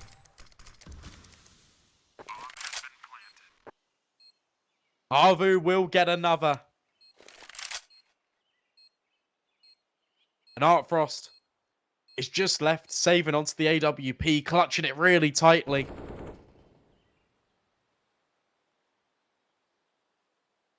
And as these rounds tick further on forward, you start to think, surely not. Surely this can't happen again.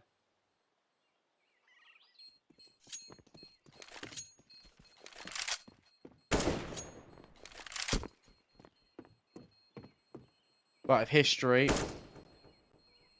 it is known to repeat itself. Artfrost. Why are you hunting this player? You don't need to. You really don't need to.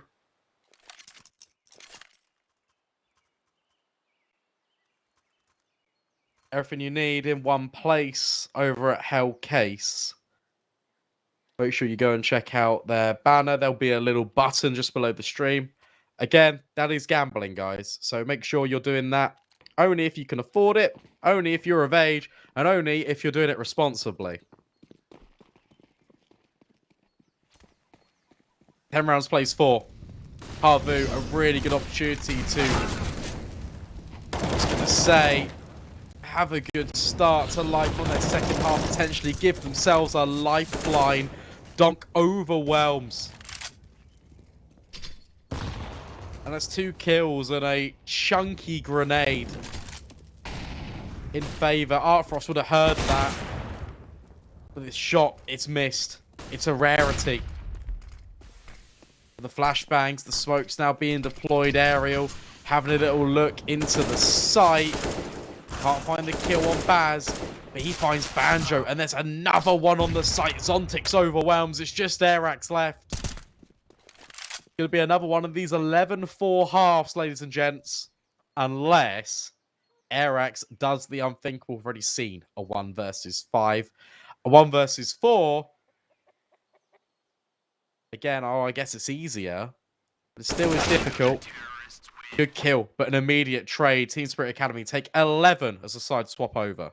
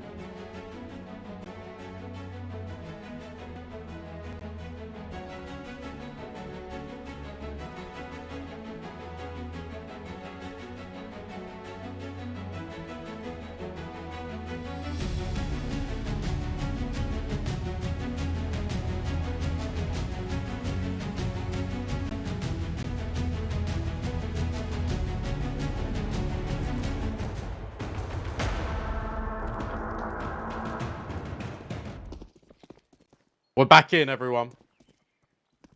Here we go. Havu being very good at these pistol rounds, but Zontix actually finds the opener for this T side.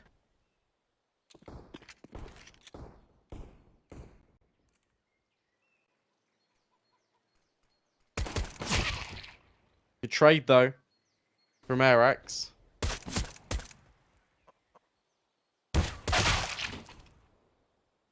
And they actually found another. However, this one's been turned back around. You got to deal with Otten, though, just under the balcony. Oh, and we have, my goodness me, Team Spirit Academy. It's the first time they've won a pistol in such a long time. And it comes in at, honestly, the perfect moment. Unless X7 can clutch up. It feels difficult, and well, you can't even get past Donk, who had a really, by his standards, subpar second map. But in the third, it's now looking really good.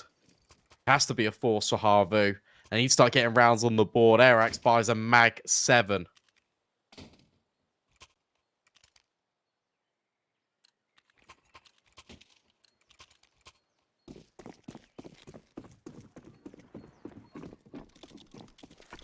Force buy in.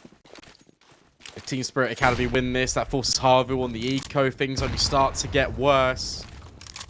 Although Max 7 is going to come into effect here. Although it does miss. That's really not ideal. At least the grenade follows up for the trade. The Team Spirit Academy want no more part of it. They reset out A. There's a couple of Z-Zeds here that could really do some damage. You've got to be careful as you navigate your way forward. Are you clearing your player on balcony? Are you clearing the player pushing through the long smoke? Yes, but suddenly the site players all combine. Otten finds free.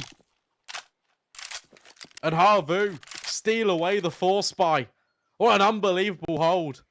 And that's actually all facilitated by the long player coming through on that timing. Crosshairs diverted.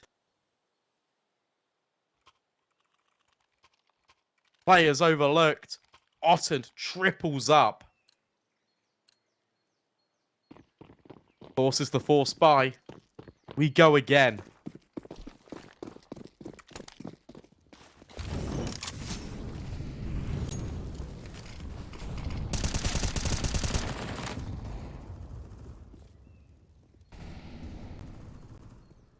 Next 7 again finds a grenade kill. Utility damage through the roof.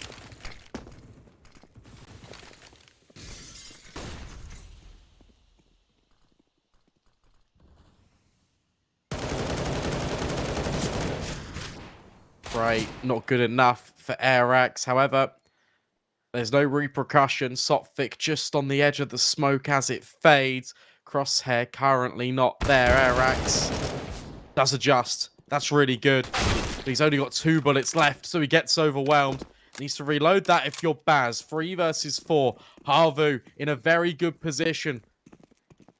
And look at the push through. That gains valuable information. It's going to be a wrap. And look at the position being taken up by Aerial. He knows exactly what's occurring. Baz deals with him on the Galil. Oh, that's really not ideal. X7 potentially on the follow-up. They line up. That's significant damage on towards... Frost and the Deagle. X7 with 4. Even finds the A1S4. Good measure. Keeps Havu alive.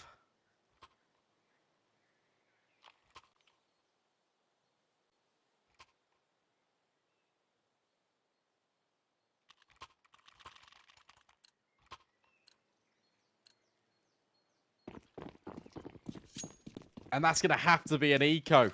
Surely. This is a 7th. Can Havu do it again? Can they come back from 11-4 twice in the series?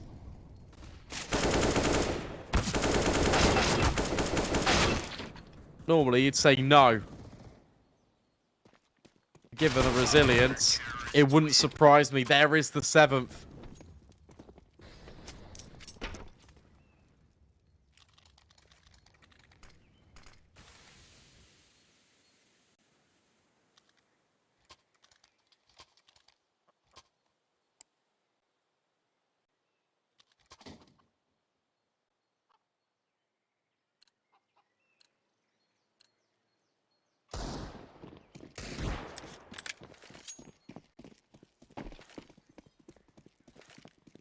The buy, I mean, weapon-wise, it's there for the T side. Utility, really not.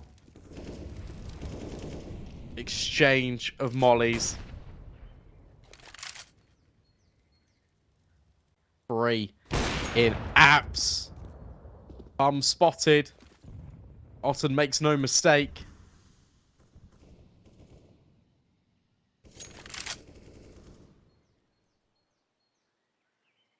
Zontic's potentially looking for a trade, but can't really overstep. Look at how dynamic the AWP's being from Otten. Banjo passes the test at short. 3 versus 5. Gap up long. Havu know this. That's why it's being plugged. Well, just for a second. Faking out the def cam. That's clever. That is smart. Banjo walks and just deletes Art Frost. Donk with the immediate trade. There's still one more player in aerial over at A. And sure, of course, just a rogue spray through. Donk with the follow-up. But now it needs to be the 1 versus 3. Will lock in the digits. Needs to isolate a gunfight quickly. Might be given an opportunity. X7 holding. Spray's good. But not quite the kill. Donk now transitions back in. Worried about short peeking forward. X7 low HP. Doesn't phase him. Nice attempt from Donk, but it's not going to be the round conversion. Havu lock in another.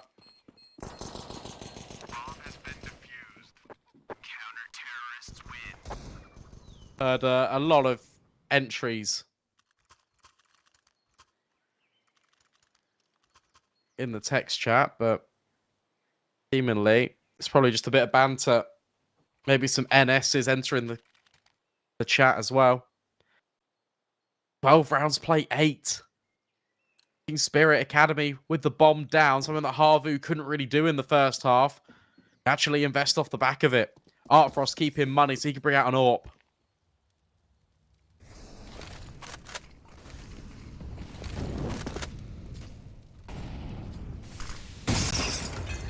Havu, these slow starts in games being offset by the comeback.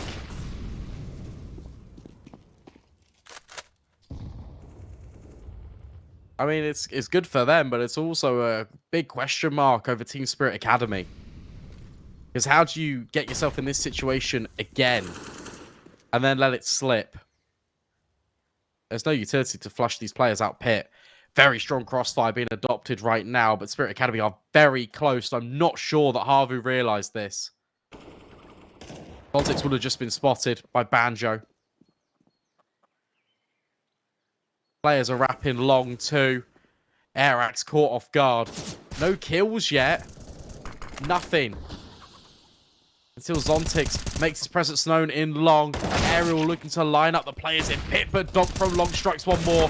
Aerial on the swivel. Can only find one. 2 versus 2. Making a 1 versus 2. Ottend. Looks like he might be giving this a look in with the sniper. That's bold. If he doesn't get anything offered up to him in the next 10 seconds, you can imagine that he'll probably just save.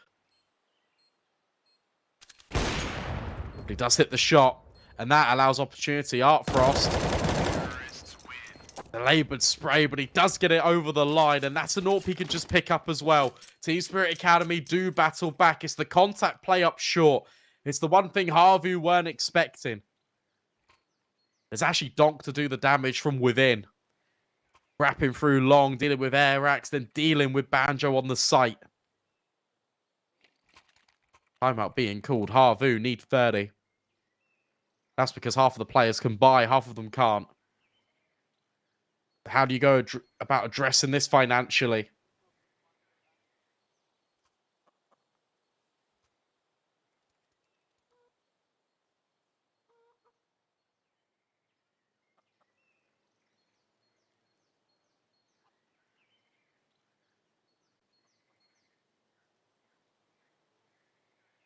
Well, okay.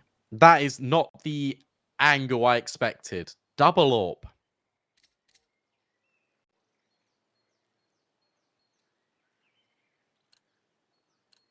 Certainly not what was anticipated.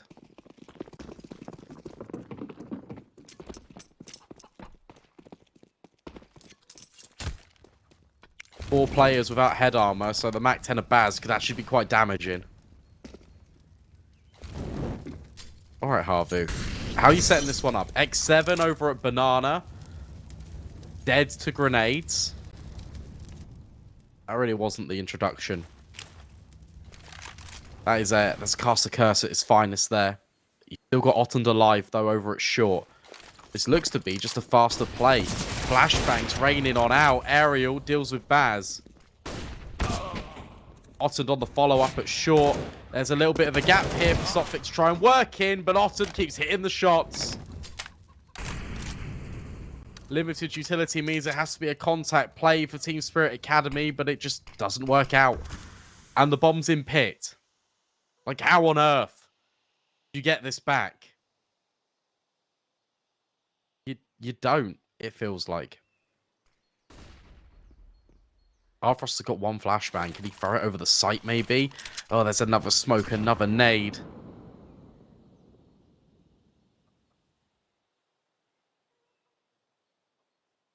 I think maybe this just has to be a save. Needs to be. You have got Zontix here, who is alive, who is on 24 kills, but at the same time,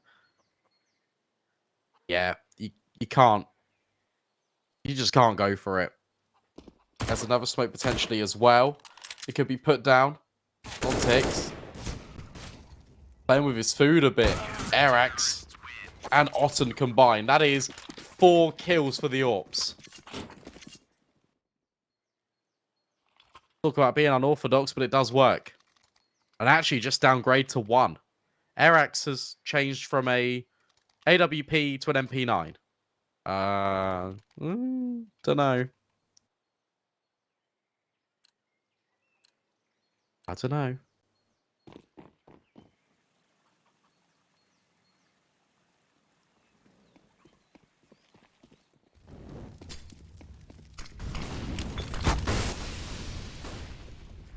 Oh, that's because he wants to get aggressive. Okay.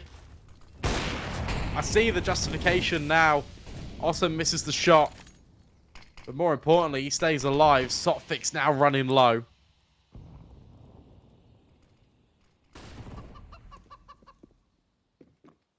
Zontix searching. It's not just Arax in mid anymore. It's X7 and it's Banjo.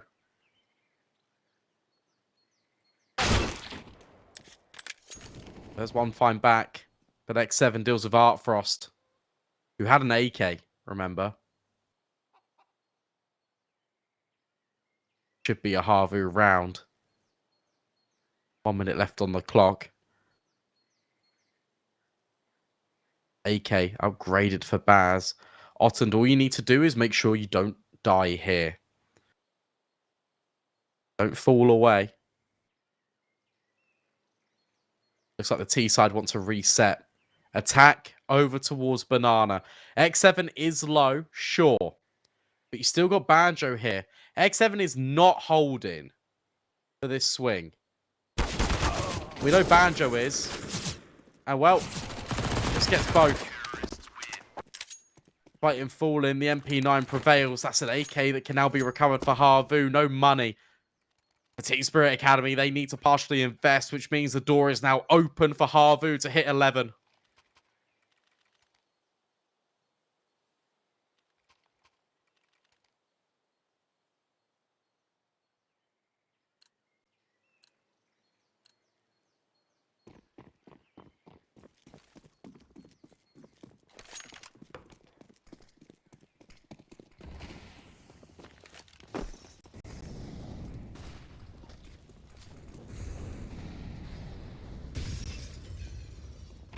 Turns.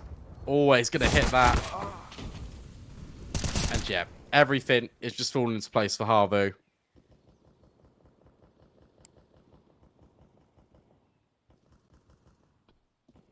Zontix, you might as well just get it over with.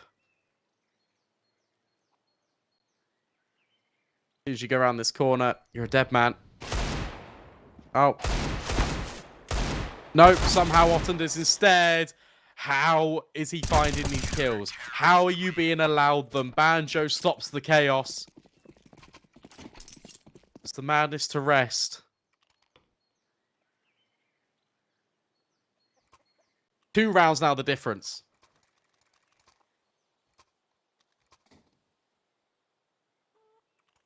I can't quite believe it either.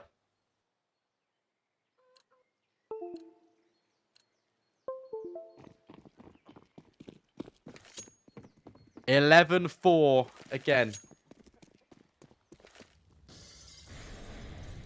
Now 13-11. Only 2 rounds on the T side for Team Spirit Academy. And one of them, by the way, was the pistol.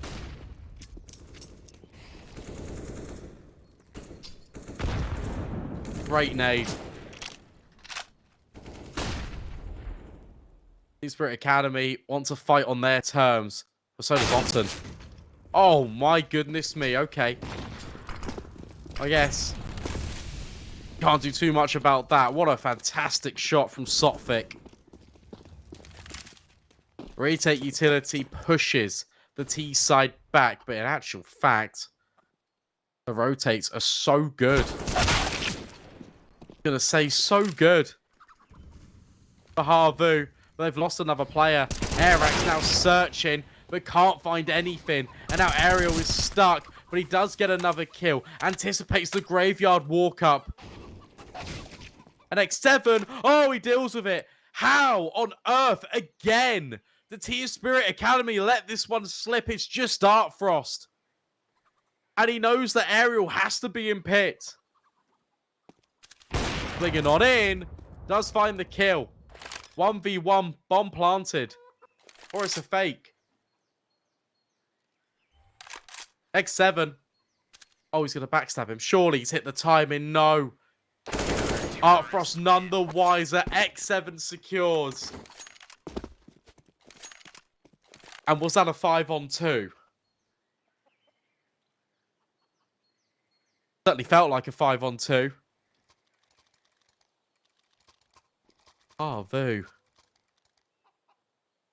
How do they keep staying alive?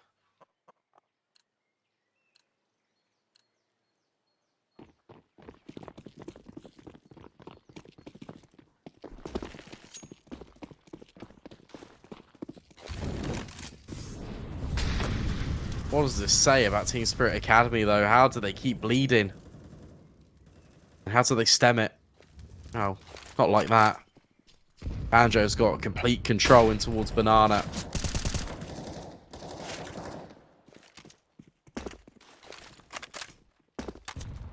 This is looking like a level playing field here in just a moment. What a kill from Banjo. Jump spots to get the info, and he just spams through the wood. That is gross. It's also pretty cool. And again. Sure, why not?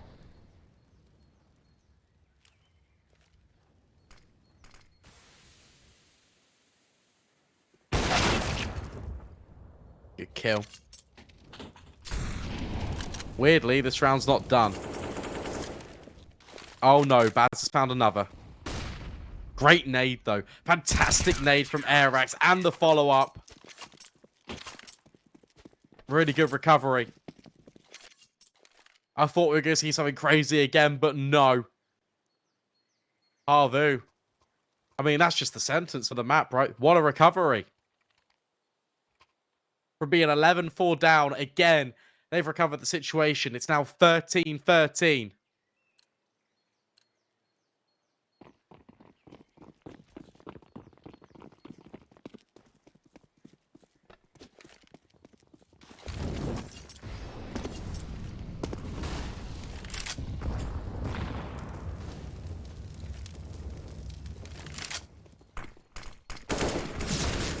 Aggression, this time in top Banana. Airax gets removed.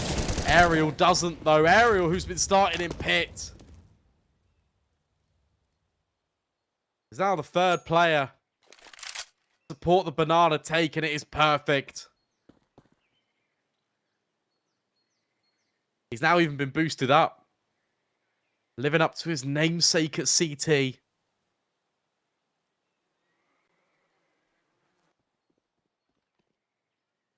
I cannot believe this.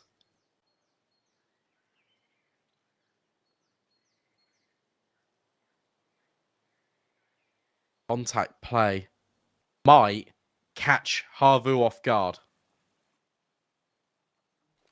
They need to clear this boost. Your Spirit Academy. You need to clear it, and they don't. They overlook it. An Ariel and X7 combined. Leaves just Zontix. I mean, maybe Zontix is just all they need. Issue you've got is you need to recover the bomb. Smoke thrown onto CT. And the nade's absolutely perfect from Banjo. Again, another fantastic combination from X7 and Aerial. Havu are doing it.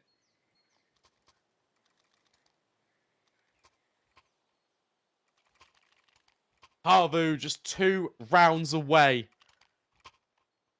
from coming back twice in back-to-back maps from an 11-4 deficit.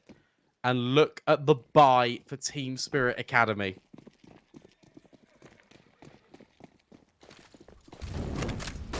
Wasted opportunities for the Eastern European side.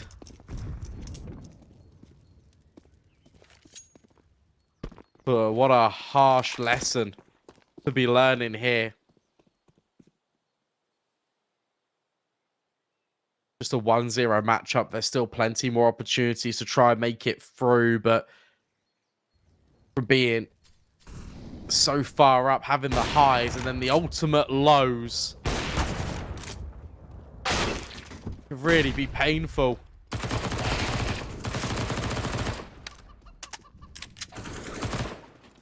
And whilst Baz gave Ottend a headache, ultimately it's Banjo to collect. 15-13. 2 chances for Havu to close. They're on series point right now.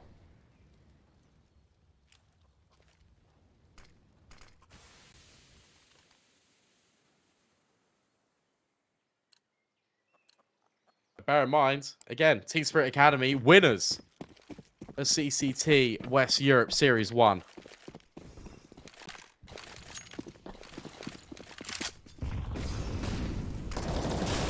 And look at this change of pace. It's absolutely perfect. Until I say that, Zontix has found 2. Sotvic not ready for Airax. 3 versus 3. And look at the push in mid. That leaves space up B for Dog to work with, but at the other end, it's still Ottend with an AWP. There's still so much potential for this to go wrong for Havu. Because that flashbang is perfect. And the money. It's been built up enough. They can go for this. There's a fuse kits on both players. But Zontix is locking them out. Aerial. Trying to get close to the wall to then wide swing. But Zontix is holding. We need the full 30.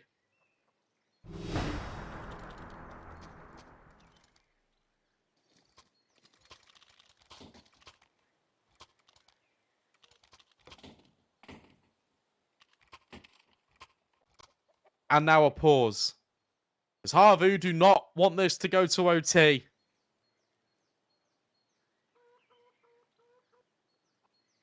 Zontix is on 33 kills, by the way. X7 on 27.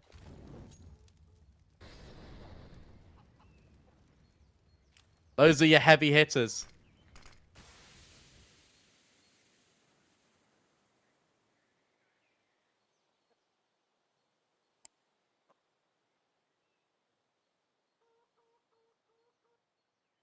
Havu, what a story this would be for Team Spirit Academy. About to force us into a best of 6.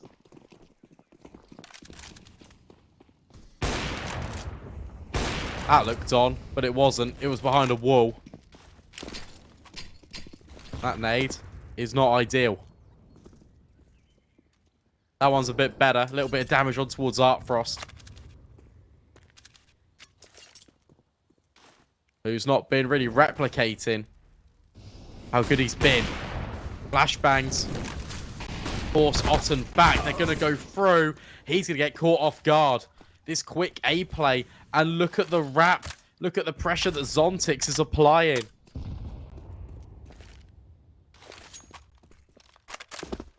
Flashbang going to keep Airax there. That smoke is honestly terrible.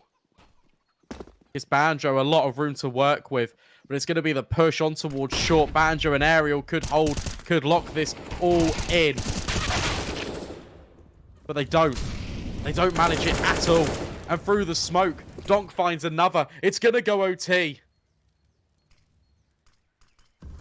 Unless X7 can catch a 1v4.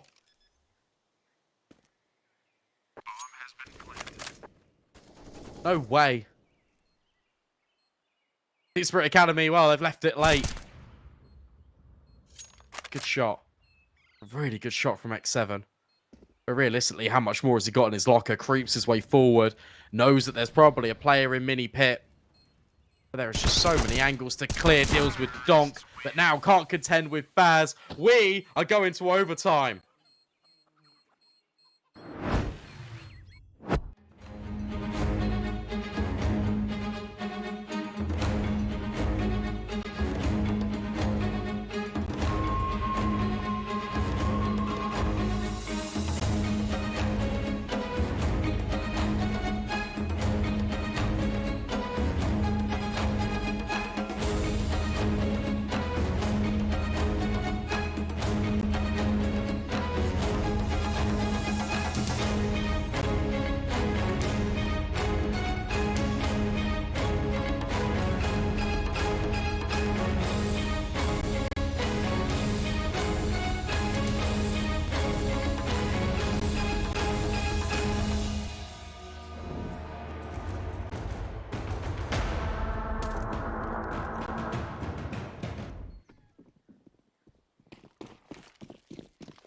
We're in. We're going. Odds. Well, for the first time in a very long time, you can't call it. Between these two sides, Sophic, my goodness me. You think the incendiaries are going to put off Spirit Academy? No, they're not at all. Airax hits the deck. Artfrost, another. And the biggest question is, how are you not doing this in regulation? From 11-4 to now 15-15. 5 versus 3 in your favor. Sopfic's just going to walk the long smoke, potentially. 2 players on B for Havu. Need to hold on.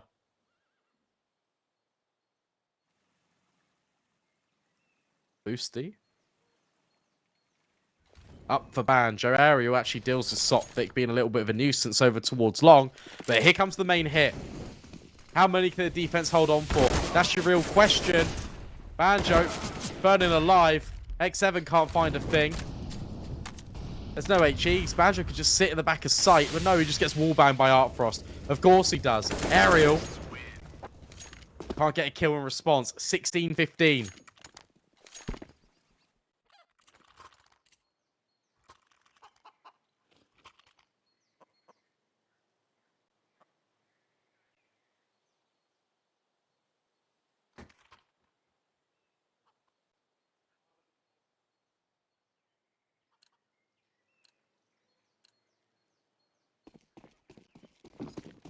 What have you got for us? Havu. I want to see more. I really do, because let's be honest. They haven't battled all this way back here to go down without a fight. There we go, Airax. 3 quick kills. That's the round over. At least in my eyes. Unbelievable.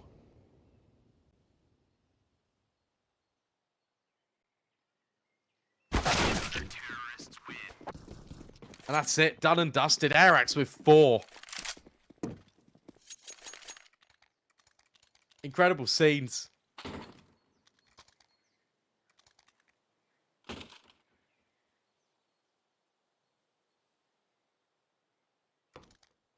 What a take on Banana. Teams are level.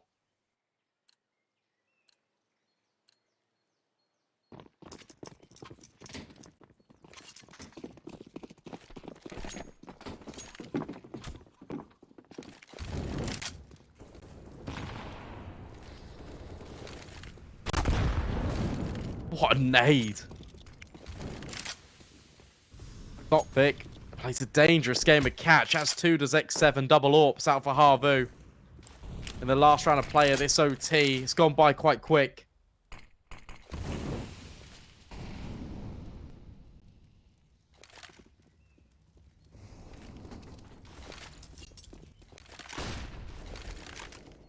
Flashbang forward, nade in response, significant damage on towards Artfrost. They're going through the long smoke here. They're going to try and rush through, but they need to clear Banjo, and they do. And now he needs to get past Otten. That's a crispy first shot, but how many more? Oh, in fact, it's just one. Because Zontix ends his life a little bit prematurely with a HE. Ariel has been a pillar. Absolute beacon of hope for Havu. He can't get past Baz. And Zontix in the perfect position to lock out air racks, and he will.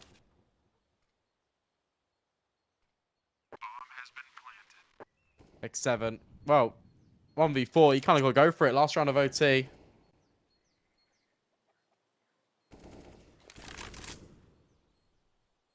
Got to give it a look in here.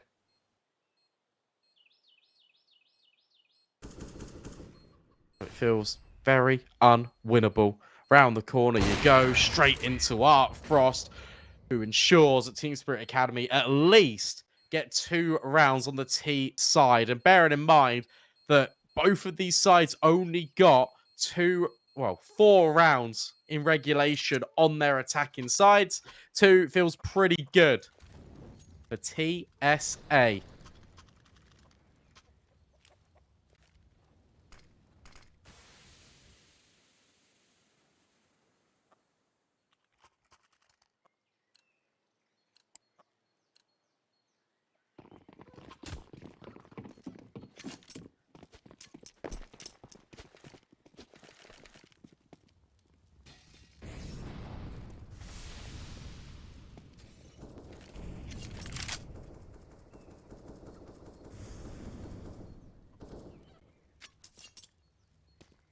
Very slow, very patient from Havu. They're waiting. They know on the CT side, Team Spirit Academy like to go for a little bit of a push. Like to go for a little bit of a fight. Nothing doing here.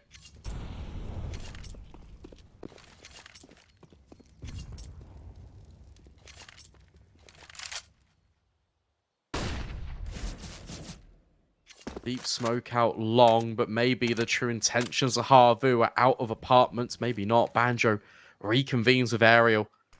And Artfrost could be called into action here. And he's missed the shot, and now he falls. And Baz, all he can do is just be pincered, pushed back in towards the bomb site. A wrap coming through. It's through B, but Donk. How important is that?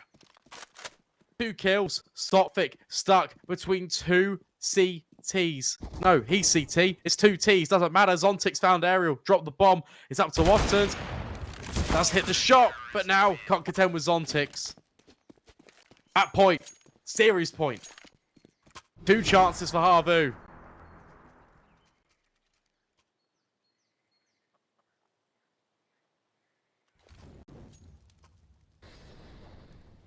Heartbreaking to lose in this way if they do. Relief for Team Spirit Academy. Who goes 2-0? Who goes 1-1? Extra M4 in spawn, why not?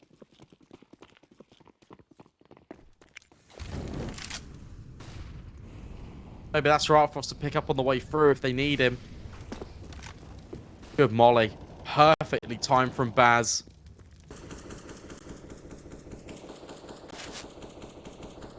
Zontix, by the way, keeping track of his kills. 39.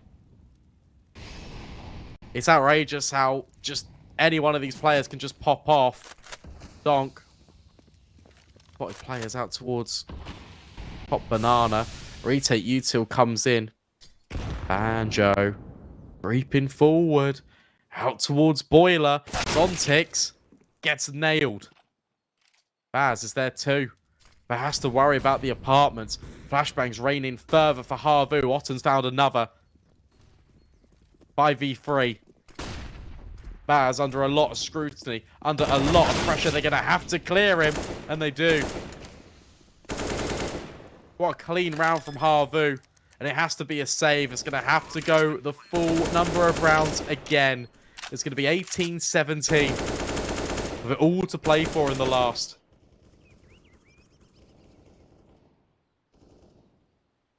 And for Havu. What a really good round. Waiting patiently. You get rewarded. Get the oversteps.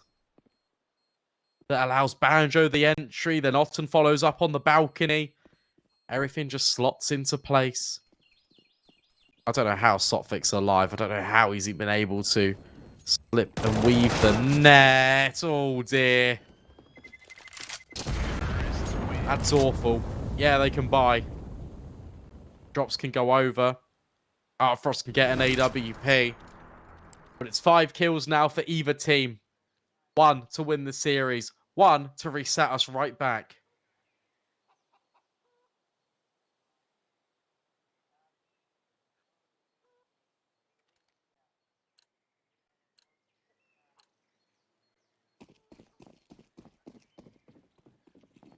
Will it be Team Spirit Academy? Will it be Havu? We'll find out right now. Volleys. Flashes. Zontic playing anti-Otten. Doesn't know how close he is to finding him. Artfrost, Baz combine. Artfrost with another. It's a 4 versus 2. And Banjo reveals himself but can't get past Baz. It's all up to X7. A very quick round indeed. It should be Team Spirit's Academies. And they have done it. Havu battled back, not once, but twice from being 11-4 down, but it's not enough the second time around, and they will lose the series 2-1.